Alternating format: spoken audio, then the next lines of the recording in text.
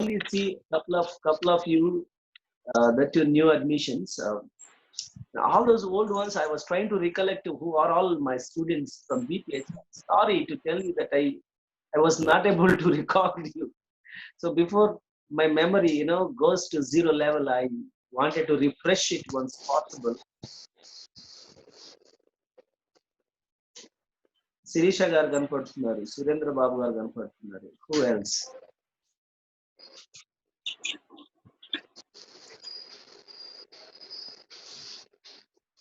జనవర్ధన్న పండు ఏం తినలేదు కదా, వెళ్ళి పలుతాడు దాక్కోవడానికి. ఇంకేం తినలేదు. మరి ఎందుకు దాక్కుంటున్నారు? రండి బయటికి.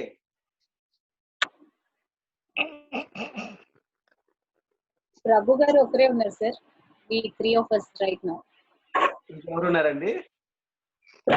ప్రభు అని పేరుతో ఉన్న ఒక స్టూడెంటే ఉన్నారు. Other than that nobody is. Prabhu అంటే ప్రభుదాసా? డోంట్ నో సార్, మేము కొత్త వాళ్ళము. Maybe is old student. మరీ ఓల్డ్ ఏం కాదమ్మా, వాళ్ళు కూడా మీకంటే ఒక 4 నెలలు ముందు అంతే. అది కూడా బీటీహెచ్ వాళ్ళు. Fine then.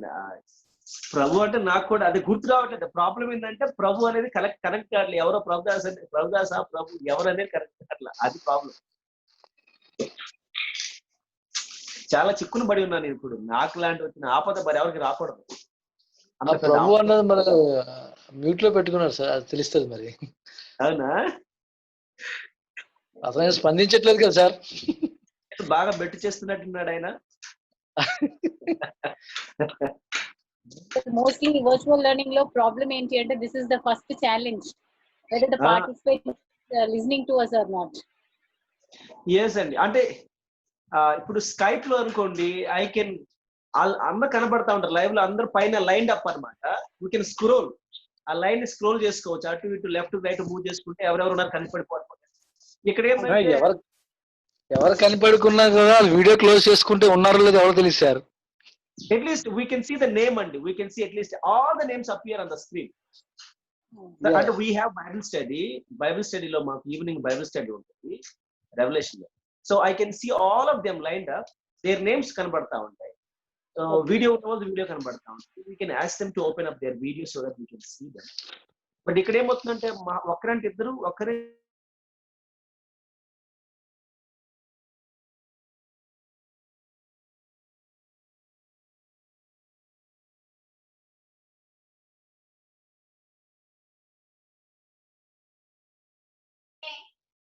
stop.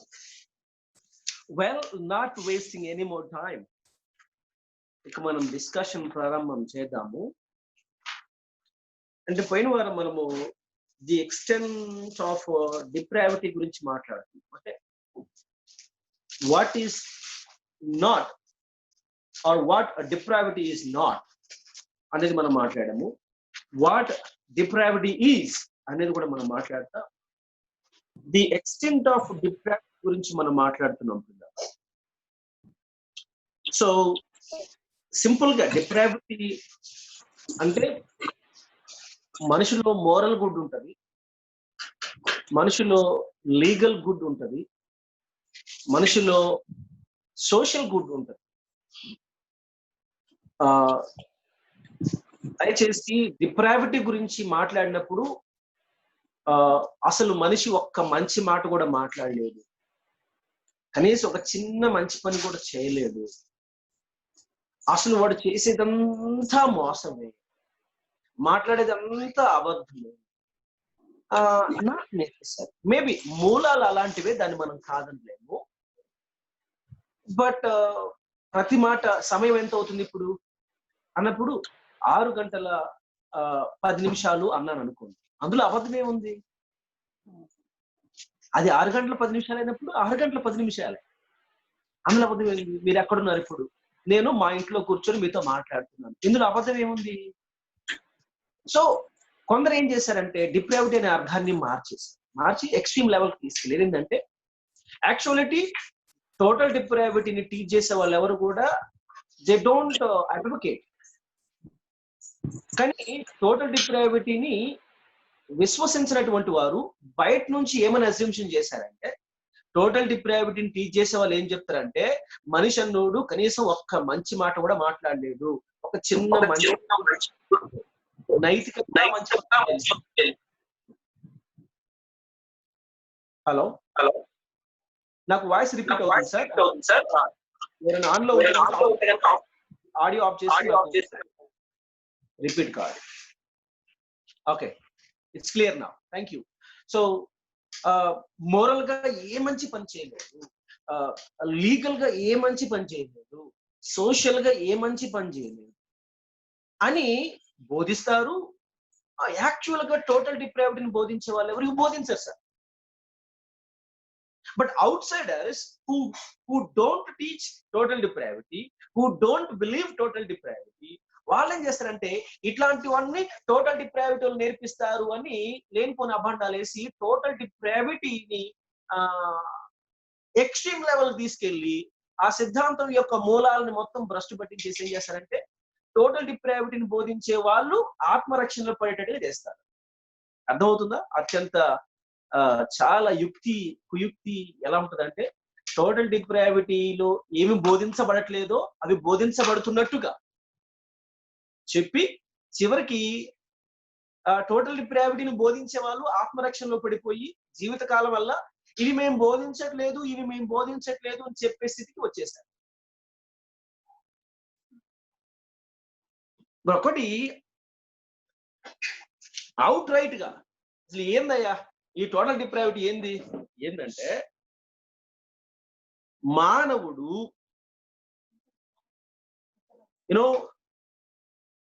ఆధ్యాత్మికంగా దేవుణ్ణి సంతోషపరిచే స్థితిలో లేడు. మీరు ఒప్పుకుంటారా ఒప్పుకోరా? ఆధ్యాత్మికంగా దేవుణ్ణి మెప్పించి శబాష్ ఇక నువ్వు లోపలికి వచ్చేయి అని అనిపించుకొన జాలడు. ఒప్పుకుంటారా ఒప్పుకోరా? లేదండి మనం కష్టపడితే ఒప్పించవచ్చు అని మీరు ఏమైనా అందలుచుకున్నారా? అది సాధ్యమేనండి, మనం బాగా కష్టపడి మంచి పనులు చేస్తే దేవుడు మెప్పించవచ్చు ఒప్పించవచ్చు అని అనుకునే ప్రయత్నం చేస్తున్నారా? లేదు కదా.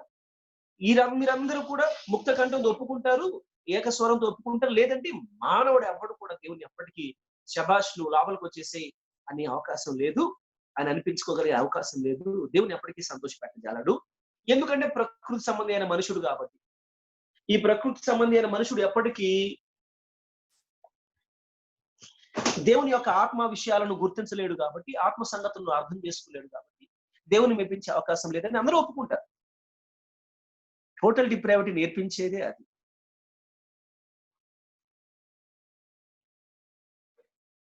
టోటల్ డిప్రావిటీని విశ్వసించిన వాడు దేన్ని విశ్వసించిన వాడు అవుతాడంటే మానవుడు చాలా మంచి చేయగలడు. ఎంతంటే తను తాను రక్షించుకోగలిగిన స్థాయిలో మంచి చేయగలడు. అయినా మానవుడు పెద్ద పాపేమి కాదు. తను తాను బాగు చేసుకోగలిగిన హీ కెన్ రిపేర్ హిమ్సెల్ఫ్. మీలో ఎవరైనా మ్యాన్ కెన్ రిపేర్ హిమ్సెల్ఫ్ అని చెప్పగలరా? Can we repair?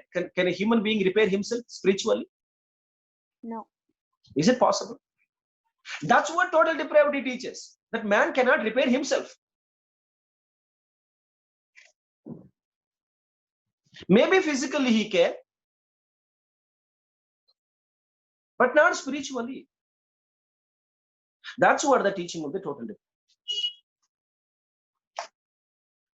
సో దయచేసి భవిష్యత్తులో ఇక ముందు ఇప్పుడు కాకపోయినా ఇప్పుడు ఎంతో కొంత స్పష్టత వచ్చినట్టే అనిపించింది. ఆ తర్వాత బయటకు వెళ్ళినప్పుడు మళ్ళీ అటు నుంచి అప్రోచ్ ఉన్నప్పుడు నిజమే కదా అని అటు అనిపించింది. సో కనుక ఈ క్లాస్ తోటి సరిపుచ్చుకోబాకండి, ఈ క్లాస్ తోటి సర్దుకోకండి. మళ్ళీ దాని మీద కాస్త వర్క్ చేయండి. చేసి మీరు కన్విక్షన్ లోకి రావాలా. Now you are believing it because you've been explained scripturally and logically. Now scriptural ga logical ga మనం మాట్లాడుకున్నాం కాబట్టి you are somehow convinced. But no, don't stop at that point. Go beyond and bring about a conviction. ఆ convinced స్థితిలో నుంచి conviction లోకి మీరు మారాలి. అది ఎప్పుడు సాధ్యమైందంటే మీకు మీరుగా అధ్యయనం చేసి బలమైనటువంటి లేఖనాల నుంచి బలమైనటువంటి ఆధారాలు సేకరించుకొని దగ్గర పెట్టుకున్నారనుకోండి, మీ జ్ఞాపకంలో పెట్టుకుంటే, yes, this is what I believe and I believe what I believe because of this. Thus saith the scripture. లేఖనం ఇలా సెలవిచ్చుచున్నది అని చెప్పగలుగునట్టుగా మీరు విశ్వసించాలి. I'm not here to convince you. I'm only here to explain you. And who convinces you? The scripture convinces you. కొందరు students క్లాసులో argue చేస్తూ ఉంటారు, లేనిపోని గొడవలను వేసుకుంటా ఉంటారు. I very humbly tell them, see, I'm not here to convince you. I'm here to explain you.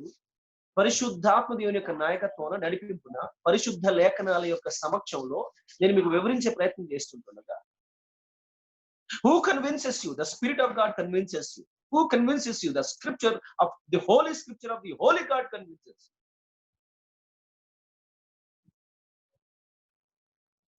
And very instantaneously జరగనక్కర్లేదు. You can examine the scriptures.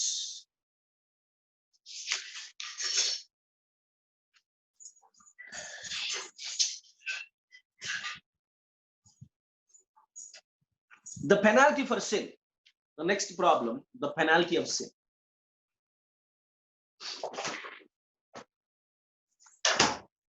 When there is a choice, every choice has its own adequate consequences. Yes or no? Avuna kada?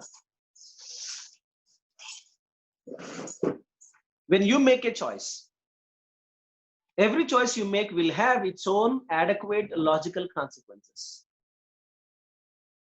మనకి నచ్చిన నచ్చకపోయినా, మనం ఇష్టపడకపోయినా, నిర్ణయాలు మాత్రం నేను తీసుకుంటాను, పర్యావసనాలు మాత్రం నాకొద్దు అంటాం, న్యాయమేనా? నిర్ణయాలు మనం తీసుకున్నప్పుడు మంచికైనా చెడుకైనా వాటి పర్యవసనాలు ఖచ్చితంగా ఉంటాయా లేవా? కొన్ని పర్యవసనాలు ఇమీడియట్ గా ఉంటాయి, కొన్ని కాస్త టైం పడతాయి. But everything will have a logical adequate consequences.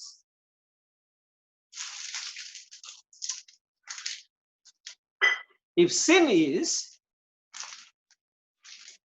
the choice that we committed, మనం ఎంపిక చేసుకున్నప్పుడు, పాపాన్ని మనం ఎంచుకున్నప్పుడు దానికి తగినటువంటి పర్యవసనాలు ఉండాలి. లాజికల్ కాన్సిక్వెన్సెస్ లేకపోతే కుదరదు. There must be consequences. చేసిన మంచి పనికి కాన్సిక్వెన్సెస్ ఎలా ఎక్స్పెక్ట్ చేస్తామో, ఎదురు చూస్తామో, we literally wait for the consequences for even the smallest good that we do. అవునా కాదా? మనం చేసే అత్యంత చిన్న పనికైనా మంచి కాన్సిక్వెన్స్ రావాలి, మంచి పర్యవసనాలు జరగాలి, మంచి రిజల్ట్ రావాలని మనం కనిపెట్టుకుంటాం. అవునా? మరి మనం చేసిన అత్యంత చిన్న పనికి మంచి రిజల్ట్ రావాలి, మంచి ఫీడ్బ్యాక్ రావాలని మనం కనిపెట్టుకున్నప్పుడు, how about the biggest blunders and sins that we commit? Don't you think they too will get a feedback and the consequence, a result? Maybe you don't expect it or you don't wait for it. Doesn't matter what. Just because you don't expect and you don't look for, అవి రాకుండా పోతాయటండి, వస్తాయి, వచ్చి అంటాయి. So that's how the penalty of sin. When there is a sin will always have a penalty. And let us get to see what is the penalty of sin. ఖచ్చితంగా Bible ఏం నేర్పిస్తుందంటే, there are three basic consequences or three basic penalties, three basic results of sin. The first one is alienation from God. Alienation from God.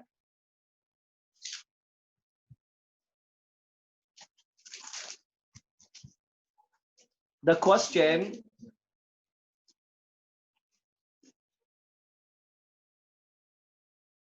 made, I have to read it actually. ఎవరో question అడగవచ్చు మీరు, maybe you can open your mouth and it doesn't appear to scroll down all my screen. but just Sir, say it. yes, I don't want to disturb the class. అందుకే I just ping. Sir, you said for every sin that we commit, we will face consequences. So when we go to God and ask God for forgiveness, and when He forgives, do we still have to face the consequences, or Absolutely. Forgiveness doesn't always eliminate the consequences. God forgave Adam and Eve doesn't mean that Adam and Eve did not die physically nor spiritually. okay? God forgives, but the physical consequences 100% A consequence ఉండదని మనం చెప్పలేము. ఒరియా భార్య అయినటువంటి స్త్రీ విషయంలో David asked God forgiveness. Did God forgive David? Yes. Yes, but did not David reap the consequences? Yes. ఏ చోట నుంచి అయితే ఆవిడ బత్సెబాని చూసి ఆవిడ పట్ల మోహం కలిగి పాపం చేయడం జరిగిందో అదే మిద్దె మీద తన కుమారుడైనటువంటి అబ్షలోము తన ఉపపత్నులతో పడుకోవడం జరుగుతుంది. సో అంటే జస్ట్ an ఎగ్జాంపుల్ చెప్తున్నానండి. Throughout the Old Testament or in the New Testament, forgiveness doesn't always involve the cancellation or the elimination of the subsequent consequences. అయితే sometimes at times మీరు అడగొద్దు ఏ టైమ్స్ అండి అని, I don't know, but if God wants to eliminate the subsequent consequences, he can. అయితే on what basis ఆయన subsequent consequences ని eliminate చేస్తాడు, on what basis ఆయన consequences ని క్యాన్సిల్ చేస్తాడా, we don't know. ఆయన చేస్తాడా చేయడా, చేస్తే ఎందుకు చేస్తాడు, చేయకపోతే ఎందుకు చేయడు, we don't know. బట్ పాత నిబంధనలో కానీ క్రొత్త నిబంధనలో మనం చూసింది ఏంటి అంటే క్షమాపణ ఉంటుంది, కాన్సిక్వెన్సెస్ కూడా ఉంటాయి. Okay, sir. Because otherwise that would have a great negative impact on the church and the children of God. ఇంకేంటి, ఓన్లీ క్షమాపణ కదా, కాన్సిక్వెన్స్ అయితే ఏముండవు కదా, చేయొచ్చు క్షమాపణ కోరొచ్చు. కాన్సిక్వెన్సెస్ ఏముండవు కదా, చేయొచ్చు క్షమాపణ కోరొచ్చు, చేయొచ్చు క్షమాపణ కోరొచ్చు.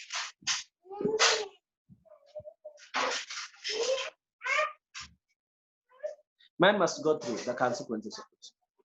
ఇప్పుడు ఉదాహరణ చెప్తున్నానండి. ఏ పాప అయినా పాపం చేసి జీవితకాలం వల్ల తిరిగి ఉన్నాడు. ఒకనొక సందర్భంలో వాక్యం విని తన పాపముల నిమిత్తం యేసుక్రీస్తు ప్రభుల వారు మరణించి మృతుల సమాజం లేచినారని వాక్యం విని విశ్వసించి మారుమనసు పొందుతాడు. అంతకుముందు అతడు తాగాడు, తిరిగాడు. వాటి తాలూకు అతనికి కలిగినటువంటి నష్టాలు, అవి ఆరోగ్యపరంగా నష్టాలైన ఉండవచ్చు, ఆర్థికంగా నష్టాలైన ఉండవచ్చు, అదేవిధంగా సామాజికమైనటువంటి చెడ్డపైన ఉండవచ్చు.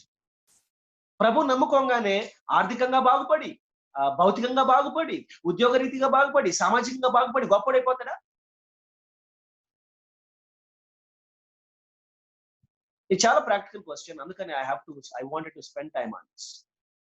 మాట్లాడొచ్చు. ప్రభు నమ్ముకోగానే అంతవరకు వాడు తాగుతూ తిరుగుతూ వచ్చినటువంటి దాని ద్వారా కొని తెచ్చుకున్న రోగాలన్నీ మాయమైపోతాయా?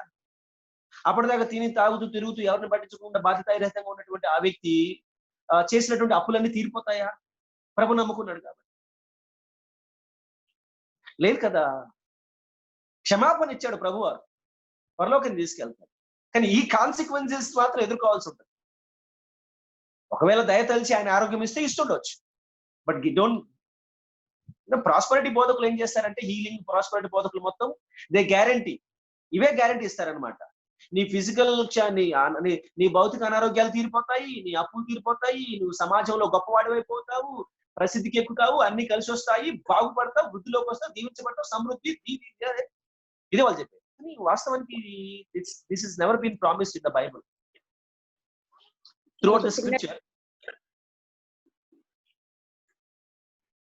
రీసెంట్ గా ఒక ఇన్సిడెంట్ జరిగింది సార్. మా friend she's a Christian but she never goes to church from years together. She has become suddenly rich, and then she's been recently encountered from past few months with a metastatic cancer. So we used to think that because she's not going to church and honoring God, she's been infected with this honey. At the same time, when we see the life of Ravi Zacharias, same situation లో ఆయన కూడా అంత span of months లో ఆయన కూడా అది effect అయింది కదా. Then I dilemma if case how this is been అని. yes amma, ఇప్పుడు see, every sickness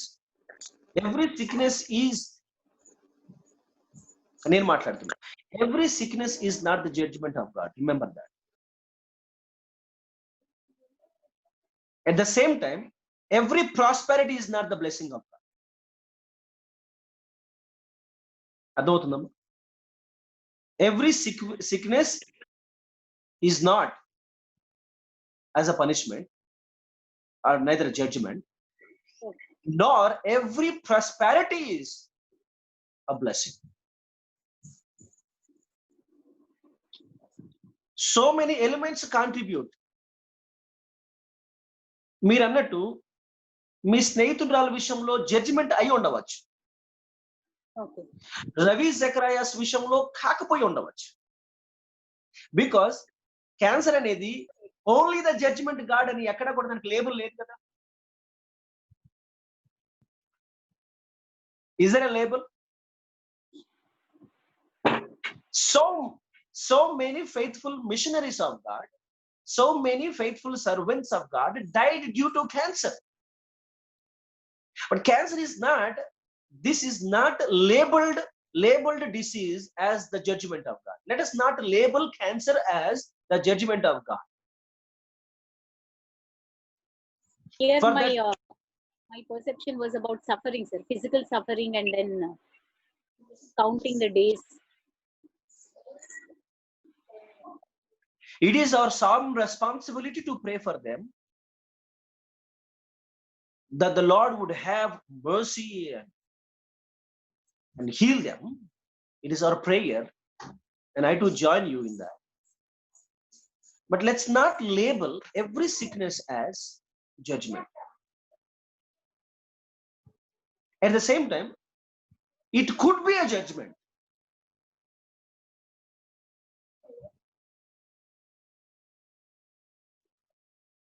It's very difficult situation, I understand. మనుషులుగా ఫైనైట్ అత్యల్పులమైన మనము ఈ మట్టిబుర్రలో పెట్టబుర్రలు వేసుకొని దేవుని సంకల్పాలను అర్థం చేసుకోవాలంటే హౌ గాడ్ డీల్స్ విత్, దేవుడు ఎలా వ్యవహరిస్తాడు అనే సంగతులు మనం అర్థం చేసుకోవాలి అంటే ఇది మనతో అయ్యేది కాదు. But depending upon the context, yes, depending upon the context ని బట్టి, సందర్భాన్ని బట్టి, బహుశా ఎందుకు ఈ వ్యక్తి జీవితంలో దీన్ని అనుమతించి ఉంటాడు దేవుడు అని ఒక ఎనాలిసిస్, ఒక క్విక్ ఎనాలిసిస్ అయితే మనం చేసుకోవచ్చు. అంతేగాని తీర్పు తీర్చే స్థాయిలోకి మనం వెళ్ళకపోవడమే మంచిది.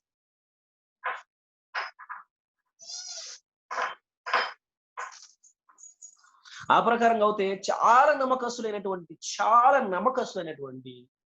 మా సంఘంలో చింతల సంఘంలో చాలా నమ్మకస్తురాలు, all but love, she is all but love.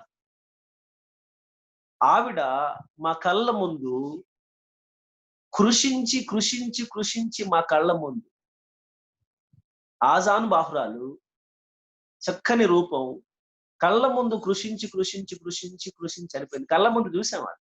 Graphics లో చూపెడతారు కదండి, పెద్దగా నుండి ఏ విధంగా ష్రింక్ అయిపోతారో అలా మా కళ్ళ ముందు కృషించి చనిపోయింది. All but love. Such a wonderful lady. She was a blessing to our ministry. At the age of 36 or 37,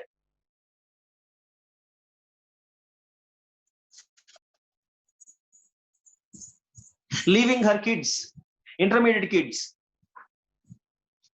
So these are very, very, very practically questions that man can never give a answer to the satisfaction. నేను కూడా సంతృప్తి కలిగేంత బలమైన సమాధానం దీనికి ఇవ్వగలుగుతాను నేను అనుకోవట్లేదు, కానీ let us try to console from the scriptures. So the consequences of sin గురించి మనం మాట్లాడుతున్నప్పుడు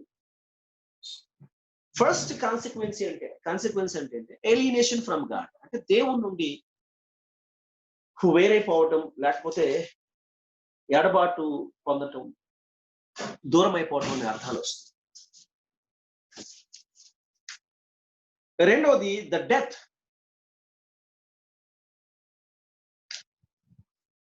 అంటే సింపుల్ గా చెప్పాలంటే ఫస్ట్ ది స్పిరిచువల్ డెత్, రెండవది ఫిజికల్ డెత్.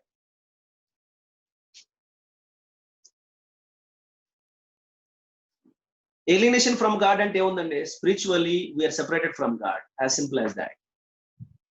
రెండోది ఫిజికల్ డెత్, భౌతికమైన మరణం. భౌతికమైన మరణము it's a part of our sin, part of the judgement. We were forgiven. See, యేసుక్రీస్తు ప్రభువును నమ్ముకున్నందుకు మన పాపాలు క్షమించబడినాయా? Yes or no? Are we forgiven?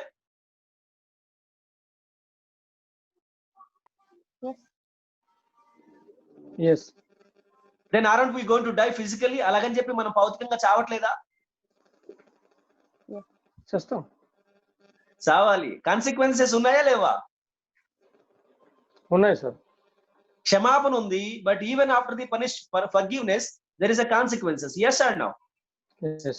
So having said it, we don't Yes. know. కొన్ని విషయాల్లో ఒకవేళ కాన్సిక్వెన్సెస్ లేకుండా ప్రభు చేస్తే దేవునికి అది ఆయనకి సంబంధించిన విషయమే, అయితే మనం దాని గ్యారెంటీ ఇవ్వలేము. ఎందుకంటే మనమే ఎగ్జాంపుల్, మన పాపం క్షమించబడింది, yet we physically die. ఆ పర్యావసనం మాత్రం తప్పించబడలేదు. So the first thing is spiritual death, second one is physical death, and third one is eternal death.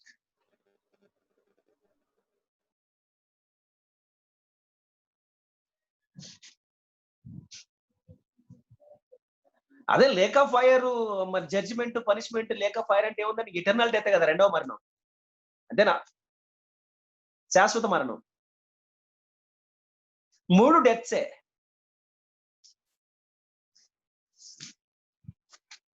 Spiritual death,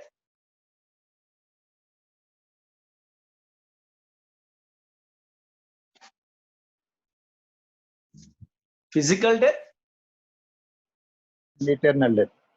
and eternal death. Let's go over to talk about spiritual death.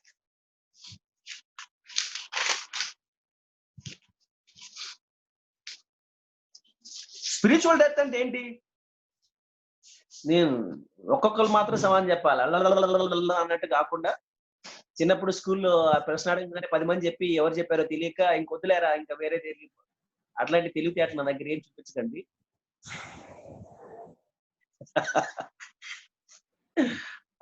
ఇప్పుడు చెప్పండి, what is spiritual death అంటే నాకు అర్థం కాని భాషలో కాకుండా అర్థమయ్యే భాషలో చెప్పండి. దేవుని నుంచి వెలివేయబడ్డాం సార్. ఇంగ్లీష్ లో ఉన్నదాన్ని తెలుగులోకి ట్రాన్స్లేట్ చేసినట్టున్నారు.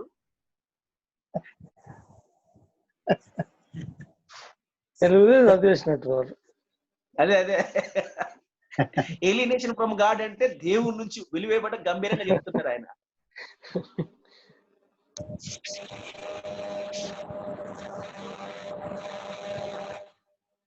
చెప్పండి, what is spiritual death? Disobedience. అమ్మో, ఇదేందమ్మో మళ్ళీ కొత్తది.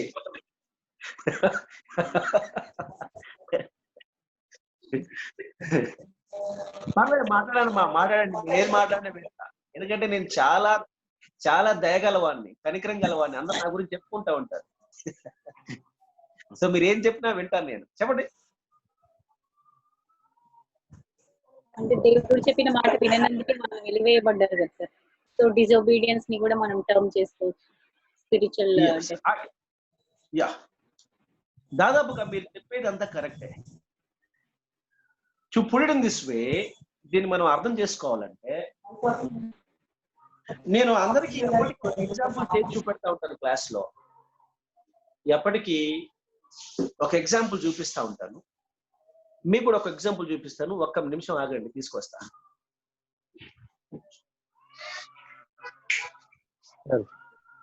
For example Moses sir.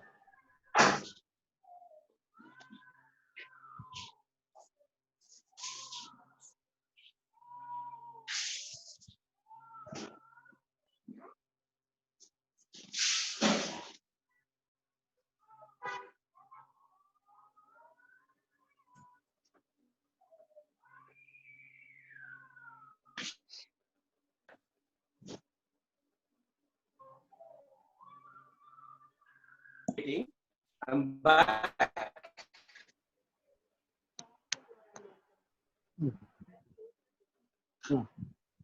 నేను మీకు ఇప్పుడు తాజా అంటే యాపిల్స్ మ్యాంగోస్ కాదు, ఒక తాజా చెట్టు కొమ్మని చూపిస్తున్నా. మీకు కనబడుతోందా? కనిపిస్తుంది సార్. మాట్లాడాల కనిపించిన వాళ్ళు. కనిపిస్తుంది సార్. సార్ ఒక చిన్న ఇది కనిపించింది సార్. సార్ ఎగ్జాంపుల్ సార్ ఒక్క నిమిషం ఆగండి సార్, నేను మాట్లాడుతున్నా. నాది అయిపోయినాక మాట్లాడండి ప్లీజ్. సార్ చచ్చిందా బతికిందా? బతికింది సార్. బతికే ఉంది. No. It's a root taken away from the main plant. Living root. ఎవరు చెప్పారు? మీకు ఏం కనపడుతుంది? ఏం కనపడట్లేదు. చక్కగా ఆకులు కనపడుతున్నాయి, పచ్చగా నిగనిలాడుతున్నాయి. చచ్చిందా బతికిందా? ఫేస్ వాల్యూ మీద పచ్చగా ఉంది. బతికే ఉంది సార్. బతికుంది సార్.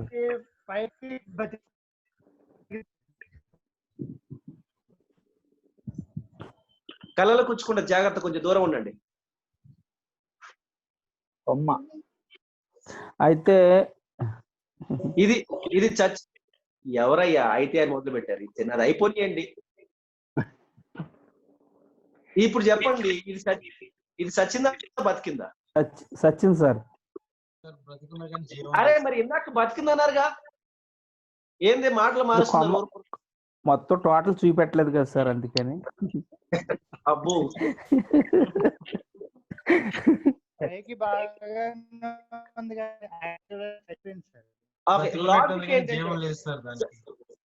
సార్ లాజిక్ ఏంటంటే, పైకి ఇప్పుడు ప్రస్తుతానికి ఇది సజీవంగానే కనబడుతోంది, కానీ దీనికి జీవం, ప్రాణం, పోషణ ఎక్కడి నుంచి వస్తుందో ఆ తల్లి నుంచి వేరైపోయింది. అవునా? సో ఆ తల్లి నుంచి వేరైపోయింది కాబట్టి ఇక దీనికి పోషణ రావటం ఆగిపోయింది కాబట్టి ఇక మెల్లిగా దీనిలో చావు మొదలైంది. ఈ చావు ఎప్పటికి తెలుసుద్ది? రేపటికి, ఎల్లుండికి, ఒక 3 రోజులకి స్పష్టంగా దీని చావు మనందరికీ తెలిసిపోద్ది. అవునా కాదా? అవును సార్. ఆదాము ఎప్పుడైతే పాపం చేసినాడో, అవిధేయుడై దేవుని మీద తిరగబడినాడో, దేవుని నుండి అతడు దూరం అయ్యాడు. దేవునికి అతనుకున్నటువంటి బంధం తెగిపోయింది. పోషణ లభించే వేరు నుండి, కాండం నుండి ఈ కొమ్మకి ఏ విధంగానైతే అనుబంధం తెగిపోయిందో, దేవుని నుండి అతనికి అనుబంధం తెగిపోయింది. దేవుని నుండి లభించే జీవమిక అతనికి లభించదు. ఆ రకంగా దేవుని నుండి అతడు వేరు చేయబడ్డాడు, వేరైపోయాడు. దీన్ని ఏమంటారంటే స్పిరిచువల్ డెత్ అంటారు. Separation of the soul and spirit and body from God is called spiritual death. Separation of body, soul and spirit from God temporarily is called spiritual death. ఇవన్నీ డాక్ట్రిన్స్ అండి. ఈ డాక్ట్రిన్స్ అన్ని మనం బాగా వంట పట్టించుకోవాలా. ఈ doctrines మనం ఎంత మంచిగా వంట పట్టించుకుంటే మన థియాలజీ అంత పటిష్టంగా ఉంటది, మన మన ప్రార్థనైనా, మన పాటలైనా, మన బోధలైనా, మన మాటలైనా అంత వాక్యానుసారంగా ఉంటాయి. That is called spiritual death. ఇందాక ఎవరండి ఏదో మాట్లాడబోయారు? అంటే మోషే కూడా అని నేను అని సార్. మోషే కూడా వాట్? అంటే ఆయన కూడా అంటే ఇప్పుడు డిజోబీడియన్స్ అంటే ఆయన దేవుని మాట బండని కొడితే వాటర్ వస్తుంది అంటే అది బండని మాట్లాడమంటే కొడతాడు కదా, దానివల్ల దేవుడు యాక్సెప్ట్ చేయలేదా? That is okay. మనం ఏమంటున్నామంటే వాట్ ఈస్ స్పిరిచువల్ డెత్? ఆత్మీయ మరణం, ఆత్మీయ మరణం, ఆత్మీయ మరణం అంటారే తప్ప, ఇగో ఆత్మీయ మరణం అంటే క్లినికల్ గా ఎగ్జాంపుల్ తోటి ఇది ఆత్మీయ మరణం అంటే మనకి ఎవరు వివరించట్లే. అడిగినప్పుడు కూడా ఆత్మీయ మరణం ఏంటని మిమ్మల్ని అడిగినప్పుడు కూడా ఇది ఎగ్జాక్ట్ గా ఆత్మీయ మరణం అని చెప్పి స్పష్టంగా చెప్పలే. ట్రై చేస్తున్నారు, అటు ఇటు అటు ఇటు అటు ఇటు చుట్టూ చుట్టూ చుట్టూ తిరుగుతున్నారు కానీ not nailing on the head, I mean hitting on the head. So ఆ ప్రాబ్లం ఉంది మనకి. మొదటి నుంచి అలాంటి డాక్టరల్ విషయాలలో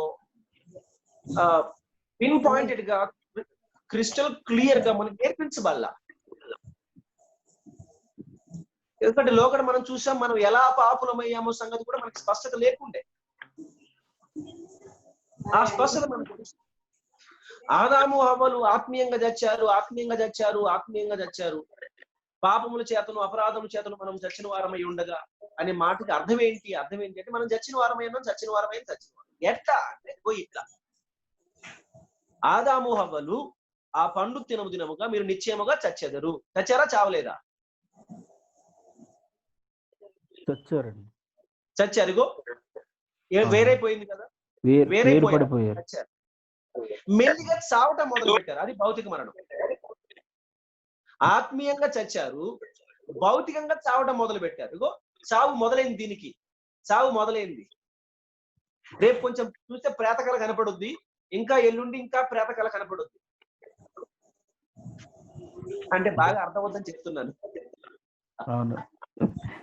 మనుషులు హ్యావింగ్ సెడ్ ఇట్ అయిపోయింది, ఇంకా విజువల్ ఎయిడ్స్ అయిపోయింది. Good.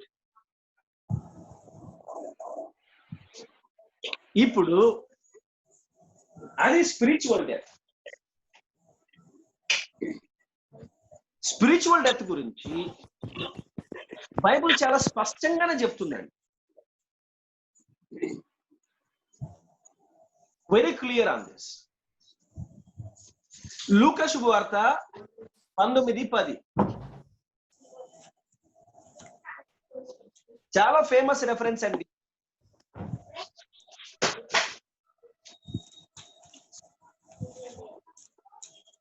For the Son of Man is come to seek and to save that which was lost. మనుష్య కుమారుడు ఆ నశించిన దానిని వెదకి రక్షించుటకు మనుష్య కుమారుడు వచ్చినని అతనితో చెప్పాను.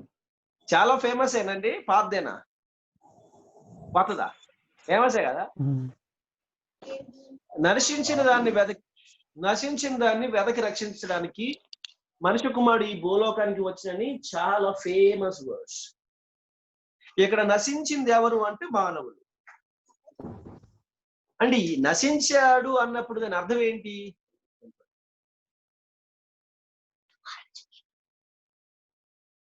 అదేనండి, దేవుని నుండి వేరైపోయాడు. Separated from God. దేవుని నుండి వేరైపోయాడు, separated from God.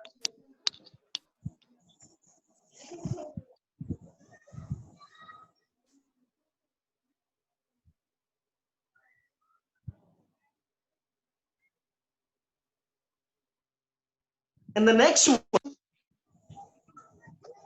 Corinthians, 2nd epistle,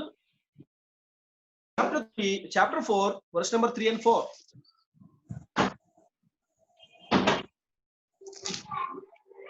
Corinthians, 2nd epistle, chapter 4, verse number 3 and 4. మా సువార్త మరుగు చేయబడిన ఎడల నశించుచున్న వారి విషయంలోనే మరుగు చేయబడి ఉన్నది. దేవుని స్వరూపి అయి ఉన్న క్రీస్తు మహిమను కనపరచు సువార్త ప్రకాశము వారికి ప్రకాశింపకుండు నిమిత్తము ఈ యుగ సంబంధమైన దేవత అవిశ్వాసులైన వారి మనోనేత్రములకు గ్రుడ్డితనము కలుగజేసెను. అదండి సంగతి. ఏంటట అంటే మా సువార్త ఎవరి విషయంలో మరుగు చేయబడి, నశించే వారి విషయంలో, దేవుని నుండి దూరమైనటువంటి వారు. ఇక మనము చదువుకుంటే దాదాపుగా ఒక 8 పాయింట్లు ఇచ్చాడు ఇక్కడ. 8 పాయింట్లలో ఎట్ లెంత్ మనం ఎక్స్ప్లెయిన్ చేయవచ్చు. స్పిరిచువల్ డెత్ అంటే ఏంటి, స్పిరిచువల్ డెత్ అంటే ఏంటి అని మనం ఎక్స్ప్లెయిన్ చేయవచ్చు. ఎఫెసీ పత్రిక 2వ అధ్యాయం 15వ వచనం ప్రకారము మానవుడు చచ్చిన వాడుగా ఉన్నాడని.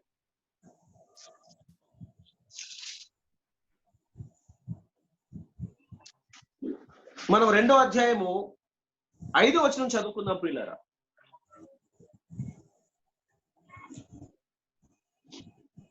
అయినను దేవుడు కరుణ సంపన్నుడై ఉండి మనము మన అపరాధముల చేత చచ్చిన వారమై ఉండినప్పుడు సైతము మన ఎడల చూపిన తన మహాప్రేమ చేత మనలను క్రీస్తుతో కూడా బ్రతికించెను. మనము మన అపరాధముల చేత చచ్చిన వారమై ఉండినప్పుడు ఏ స్థితి గురించి మాట్లాడుతున్నాడంటే భౌతికమైన చావు గురించి మాట్లాడుతున్నాడు అంటే లేదు. అతడు ఖచ్చితంగా భౌతికమైన చావు గురించి మాట్లాడటం లేదు, కానీ ఆత్మీయమైనటువంటి చావు. అదే దేవునితో మనం వేరైపోయి మానవుడు స్వాభావికంగానే ఏ విధంగా దేవుని నుండి వేరైపోయి ఉన్నాడో ఆ సంగతిని ఇక్కడ ప్రస్తావిస్తూ ఉన్నాడు. దాన్నే చచ్చిన స్థితి అని బైబిల్ సంబోధిస్తుంది ప్రియులారా.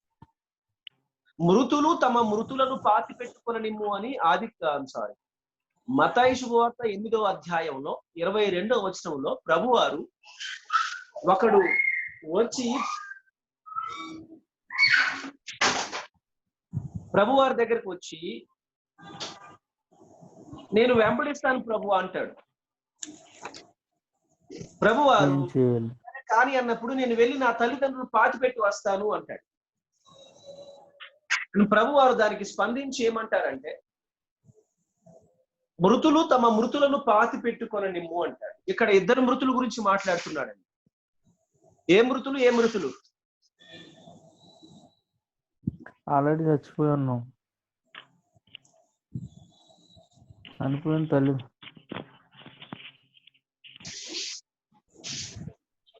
ఏంది మృతుల గురించి మాట్లాడుతున్నాను? అందరూ మృతుల్లాగా మారిపోయారు, ఎవరు మాట్లాడట్లేదు.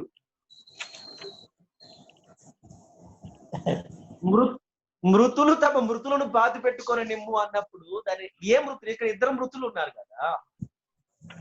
చనిపోయిన తండ్రి మృతి చెందాడు అని భౌతికమైనటువంటి మృతులను ఆధ్యాత్మిక మృతులు పాతి పెట్టుకుంటారు. నువ్వైతే వచ్చి నన్ను వెంబడించు. భౌతికమైన మృతులను ఆధ్యాత్మిక మృతులు పాతి పెడతారు. 2 మృతులే.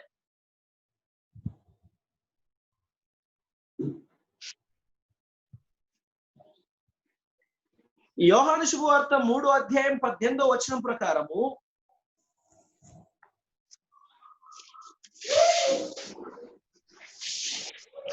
మారు మనసు లేని వ్యక్తి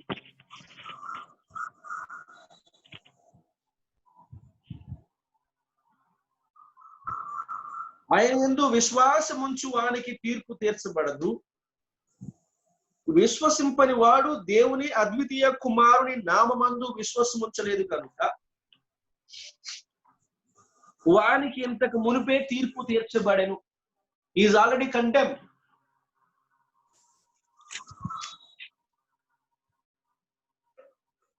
మారు మనసు లేని వ్యక్తి, ఆధ్యాత్మికంగా చచ్చిపోయిన వ్యక్తి దేవుని చేత తీర్పు తీర్చబడ్డాడు.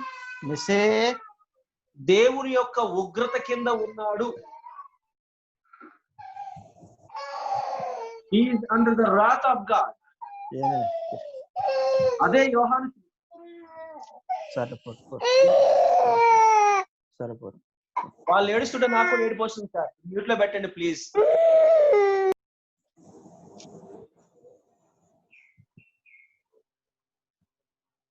36వ వచనంలో యోహాను శుభవార్త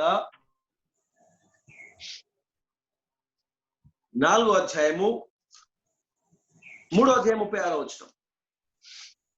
కుమారుని యందు విశ్వాసము ఉంచువాడే నిత్య జీవం గలవాడు, కుమారునికి విధేయుడు కానివాడు జీవము చూడడు గాని దేవుని ఉగ్రత వారి మీద నిలిచియుండును. అంటే ఒక ఆధ్యాత్మికంగా చచ్చిపోయిన వ్యక్తి ఆధ్యాత్మికమైనటువంటి మరణము శాశ్వతమా తాత్కాలికమా? తాత్కాలికం. టెంపరరీ. ఇందాక టెంపరరీ అనే పదాన్ని నేను వాడాను. స్పిరిచువల్ డెత్ ఈస్ టెంపరరీ అనే పదం వాడాను. అవును. ఎందుకు టెంపరరీ అంటే ఆ స్పిరిచువల్ డెత్ లో నుంచి యేసుక్రీస్తు ప్రభుల వారు తన సత్య సువార్త ద్వారా విశ్వాసం ద్వారా మళ్ళీ బతికిస్తున్నాడు. అవునా? మనమందరము ఆధ్యాత్మికంగా మృతి నొందినటువంటి వారమే. అలాంటి మృతులమైన మనల్ని యేసుక్రీస్తు ప్రభుల వారితో దేవుడు బ్రతికించాడా బ్రతికించలేదా?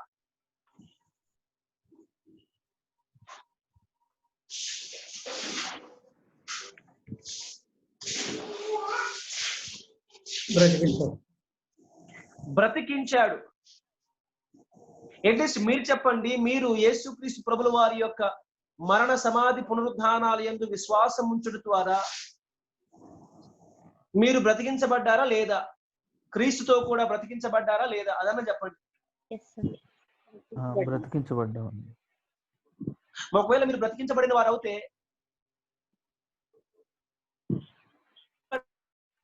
జన్మతః వచ్చినటువంటి ఆధ్యాత్మిక మరణం తాత్కాలికమైందనే కదా మనం అర్థం చేసుకోవచ్చు. మళ్ళీ ఆధ్యాత్మికంగా బ్రతికించబడటానికి చచ్చి పుట్టిన మనము ఆధ్యాత్మికంగా మృతులుగానే పుట్టినటువంటి మనల్ని మళ్ళీ బ్రతికించడానికి అవకాశం ఉంది భూమి మీదనే. అది మళ్ళీ ఈ మధ్య కొందరు బయలుదేరారు, సత్యం తర్వాత కూడా మళ్ళీ అక్కడ సువార్త ప్రకటించబడుద్ది అని పేతురు పత్రికను తీసుకొని మృతుల్లో వాళ్ళకి సువార్త ప్రకటించబడింది, అక్కడి నుంచి వాళ్ళు రక్షింపబడతారని చెప్పి కొత్త బోధ ఒకటి బయలుదేరింది. ప్రియులారా, దయచేసి మోసపోకండి.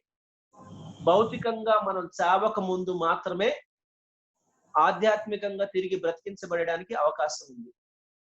ఒకసారి భౌతికంగా సత్యం తర్వాత ఆధ్యాత్మికంగా మళ్ళీ బ్రతికించబడే అవకాశం లేదు, రాదు, కూడదు, ఉండదు. క్లియర్? సో ఇక మనము భౌతికమైనటువంటి మరణం గురించి మాట్లాడుకున్నాం, స్పిరిచువల్ డెత్ గురించి మాట్లాడాము, ఫిజికల్ డెత్ గురించి మాట్లాడాము. బైబిల్ అంటుంది రోమపత్రిక 6వ అధ్యాయం 23వ వచనం ప్రకారము పాపం యొక్క జీతము మరణం. The wages of sin is death. Death అన్నప్పుడు దాంట్లో ఆత్మీయ మరణం ఉంటుంది, భౌతిక మరణం కూడా ఉంటుందని చెప్పి మనం మాట్లాడుకుంటూ వచ్చాం. The wages అంటే payment, price or pay cheque for whatever we have worked.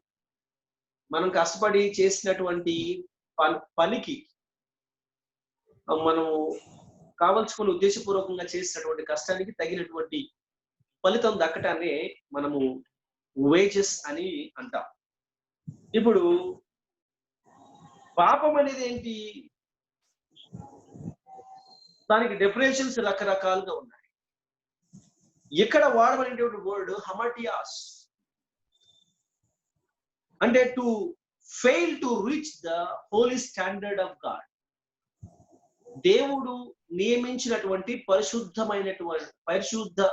లక్ష్యాన్ని మనం చేరుకోలేకపోవడం, దేవుడు నియమించినటువంటి పరిశుద్ధ స్థానానికి మనం వెళ్ళలేకపోవడం, failing to reach the holy standard, failing to meet the holy standards of God.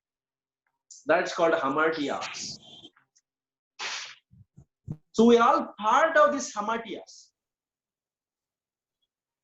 We all fail miserably, not just ordinarily, So miserably, we all fail to reach the holy standard of God, and thus incurred death as punishment.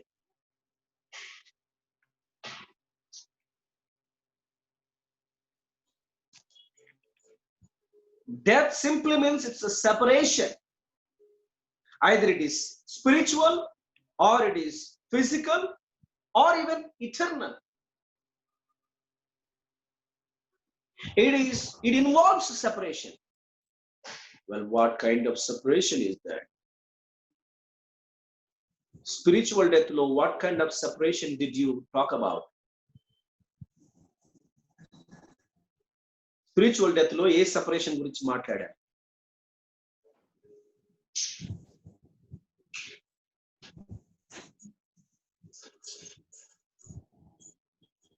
Ebenezer రొట్టె గారు మాట్లాడండి. ఆదాము అవ్వ sir. Sir అయ్యా, ఆదాము అవ్వ spiritual death separate అవ్వడం. నా పాయింట్ మీరు క్వశ్చన్ క్లియర్ గా వినండి. సెపరేషన్ అనుకున్నాము.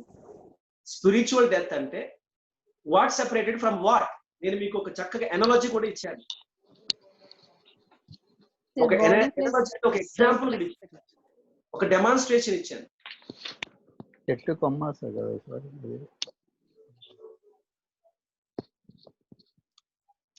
మీరు ఇట్లా మర్చిపోతారని చెప్పి పక్కన పెట్టుకున్నా. ఇగో ఇది చెప్పిన చెట్టు కొమ్మే కదా సార్. చెట్టు కొమ్మ సెపరేటెడ్ ఫ్రమ్ చెట్టు అని చెప్పాకండి ప్లీజ్, పుణ్యం ఉంటది. ఇక్కడ ఇంపార్టెన్స్ చెట్టు కొమ్మ కాదు, importance separation of body, soul and spirit. Listen separation of body, separation of body, soul and spirit from God temporarily, that is a spiritual death. I repeat, separation of body, soul and spirit from God temporarily. Write it down.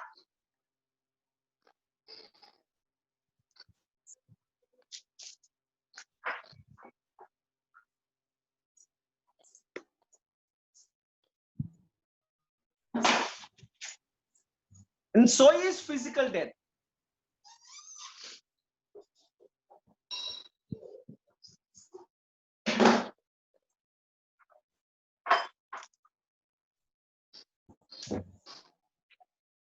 What separates from what in physical death?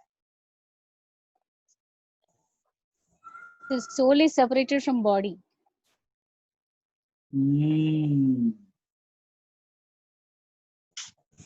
Good. Soul and spirit are separated from the body. That's a physical death. అంటే కొందరు soul ఒకటే అంటున్నారు, spirit కూడా ఉంటుందమ్మా. Okay. Soul and rather spirit and soul separate from body. ఎక్కడ కూడా separation కనబడదు. This is called physical death. Physical death is permanent.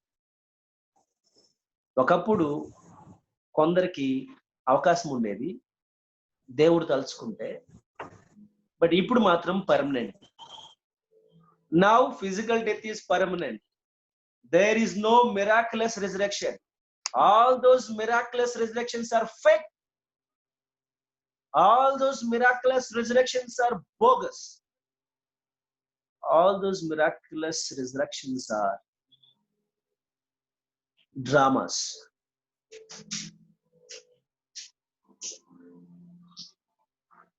దీని గురించి నేను మీకు ఆల్రెడీ వివరణ ఇచ్చానని అనుకుంటున్నాను.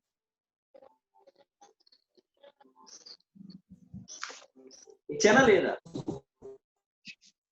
ఏం లేదని ఒక మాట అనేయండి. ఏముంది? మతిమరుపు నాకుంది. నా మతిమరుపును చేసుకోండి.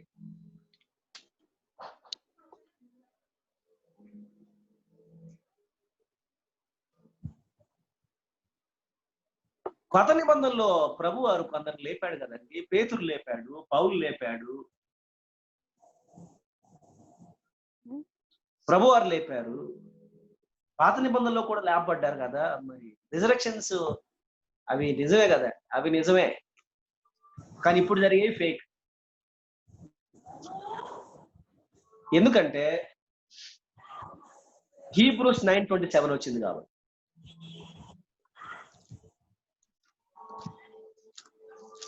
హీబ్రూస్ 9:27 అనే బిల్ ఒకటి వచ్చింది కాబట్టి కొత్త జీవో ఒకటి పాస్ అయింది. కొత్తగా జీవో పాస్ అయింది కదా, ఆ పాస్ అయిన జీవో హీబ్రూస్ 9:27. మనుషులు ఒక్కసారే మృతి పొందవాలని నియమింపబడెను. అమ్మ అంతకుముందు రిజరెక్షన్ సాధ్యమే, రిజరెక్షన్ జరుగుతా ఉండే. అప్పుడప్పుడు దేవుని సేవకులు, ప్రవక్తలు, అపోస్తులు లేపుతా ఉండే. అప్పటికి ఇంకా ఈ రెవల్యూషన్ రాలేదండి, ఈ జీవో ఇంకా రిలీజ్ కాలేదు. ఇప్పుడు కొత్తగా జీవో విడుదలైంది. ఏంటంటే మనుషులు ఒక్కసారి మృతి పొందవాలని నియమింపబడెను. ఆ తర్వాత తీర్పు జరుగును. ఇంకా మధ్యలో ఏం లేదమ్మా.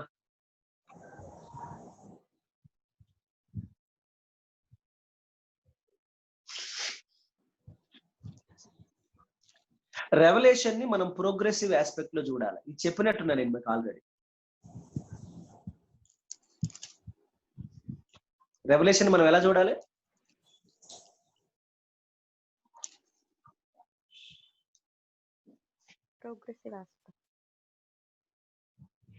ప్రోగ్రెసివ్ యాంగిల్లో చూడాలి. ఎందుకు ప్రోగ్రెసివ్ అంటున్నానంటే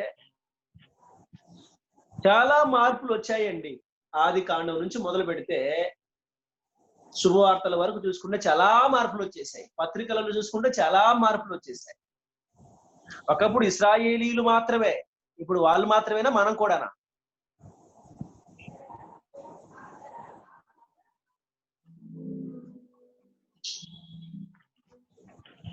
ఒకప్పుడు ఇశ్రాయేలీలు మాత్రమే, ఇప్పుడైతే ఇశ్రాయేలీలు మాత్రమేనా, మనం కూడానా?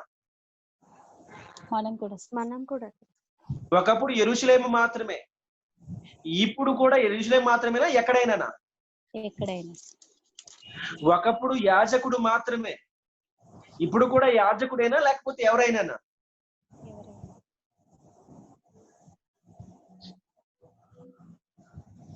ఇప్పుడు కూడా యాజకుడైనా ఎవరైనా?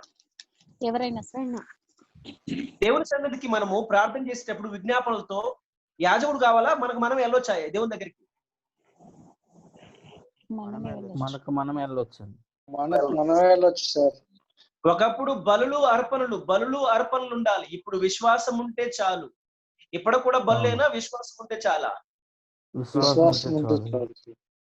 మార్పులు వచ్చాయా సార్? ప్రోగ్రెసివ్ గా మనం పాత నిబంధనతో ఆగిపోతే ఈ మార్పులు మరి ఎటుపోతాయి? సో వస్తున్నటువంటి మార్పుల్ని మనం గమనిస్తూ రావాలి. పూర్వం మనం వెలుపటి వారిగా ఉన్నాము. ఎఫెసీ 2వ పత్రికలో ఎఫెసీ 2వ అధ్యాయంలో మాట్లాడుతుంటాడు పౌలు వారు. 15వ వచనం నుంచి కిందికి ఇలా మాట్లాడుతూ ఉంటాడు. ఒకప్పుడు మీరు పరజనులు, వాగ్దానం లేని వారు, దేవుడు లేనటువంటి, లోకమందు దేవుడు లేనటువంటి వారు. మార్పు వచ్చింది, ఇప్పుడు మనం కూడా దేవుని బిడ్డలమే. ఇది మనకు అర్థం కావాలంటే లేఖనాల్లో ఆ ప్రోగ్రెసివ్ యాంగిల్ ని, ఆ ప్రోగ్రెసివ్ పర్స్పెక్టివ్ మనం గుర్తుపెట్టుకోవాలి. ప్రభువు చాలా మార్పులు చేస్తూ వచ్చాడు, చాలా మారుస్తూ వచ్చాడు, చాలా పర్మిషన్స్ ఇస్తూ వచ్చాడు. పాత నిబంధనలో కొన్ని జంతువులు మాత్రమే తినాలా, మరి ఇప్పుడు కూడా కొన్ని జంతువులే తినాలా, ఇష్టం వచ్చింది తినొచ్చా? ఏమైనా తినొచ్చు అంటే ఏమైనా అంటే చూసి తినాలి సార్. అదే వాళ్ళ వండుకొని తినాలి, చూసే కాదమ్మో వండుకోవాలి. చూసి కొనుక్కొని కడుక్కొని వండుకొని తినాలా? పాయింట్ ఏంటి? మారిందా మారలేదా? రూల్స్ మారినాయా మారలేవా? మారే సార్. ఇలా ఒకటి కాదండి. మరి మనం రెవల్యూషన్ ని ప్రోగ్రెసివ్ గా చూసుకోకుండా, యూదులు దీన్ని గుర్తించకుండా పాత నిబంధన కరెక్ట్, పాత నిబంధన మాత్రమే ఉన్నారు, మనం ఏమంటాం? లేదయ్యా, వచ్చిన మార్పులు కూడా మీరు గౌరవించాలి. ప్రభువారి అందరినీ అనుమతిస్తున్నాడు, ప్రభువారు అందరినీ స్వీకరిస్తున్నాడు. అందుకే కదా పేతురుకు దేవుడు దర్శనం ఇచ్చాడు ఆ యొప్పాలో ఉన్నప్పుడు. ఆ చర్మకారుని సీమునుడి చర్మకారుని ఇంట్లో ఉన్నప్పుడు మేడ మీద 12 గంటలప్పుడు ఒక దర్శనం ఇచ్చి ఆకాశం నుంచి పెద్ద బట్ట దుప్పటి కింది దిగి లేచి దేనైనా చంపుకొని తిని మనం చెప్తాడు దేవుడు.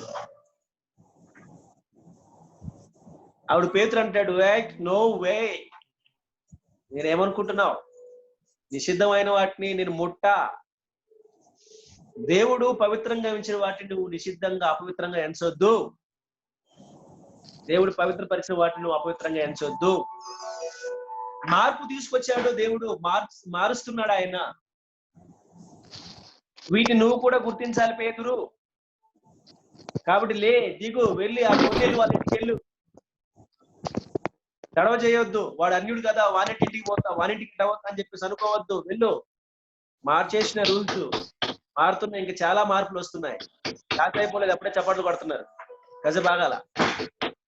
సో చాలా మార్పులు వచ్చేసి అనముడు వాళ్ళ ఇంటికి వెళ్తాడు. వెళ్ళి అక్కడ అంతా సువార్త చెప్పి బాప్టిజం ఇచ్చి వచ్చిన తర్వాత యూదులందరూ పట్టుకుని ఏమంటారు, వాళ్ళ ఇంటికి ఎట్ట పోతావు, వాళ్ళ దగ్గర ఎక్కడ చూసుకుంటాం.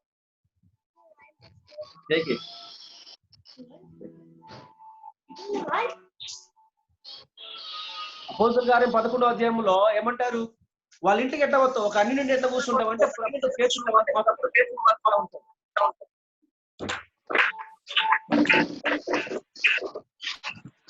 చాలా డిస్టర్బెన్స్.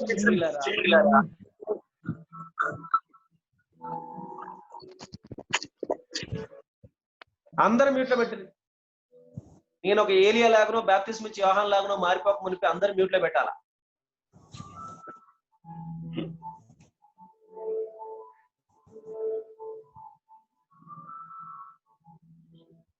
థ్యాంక్స్.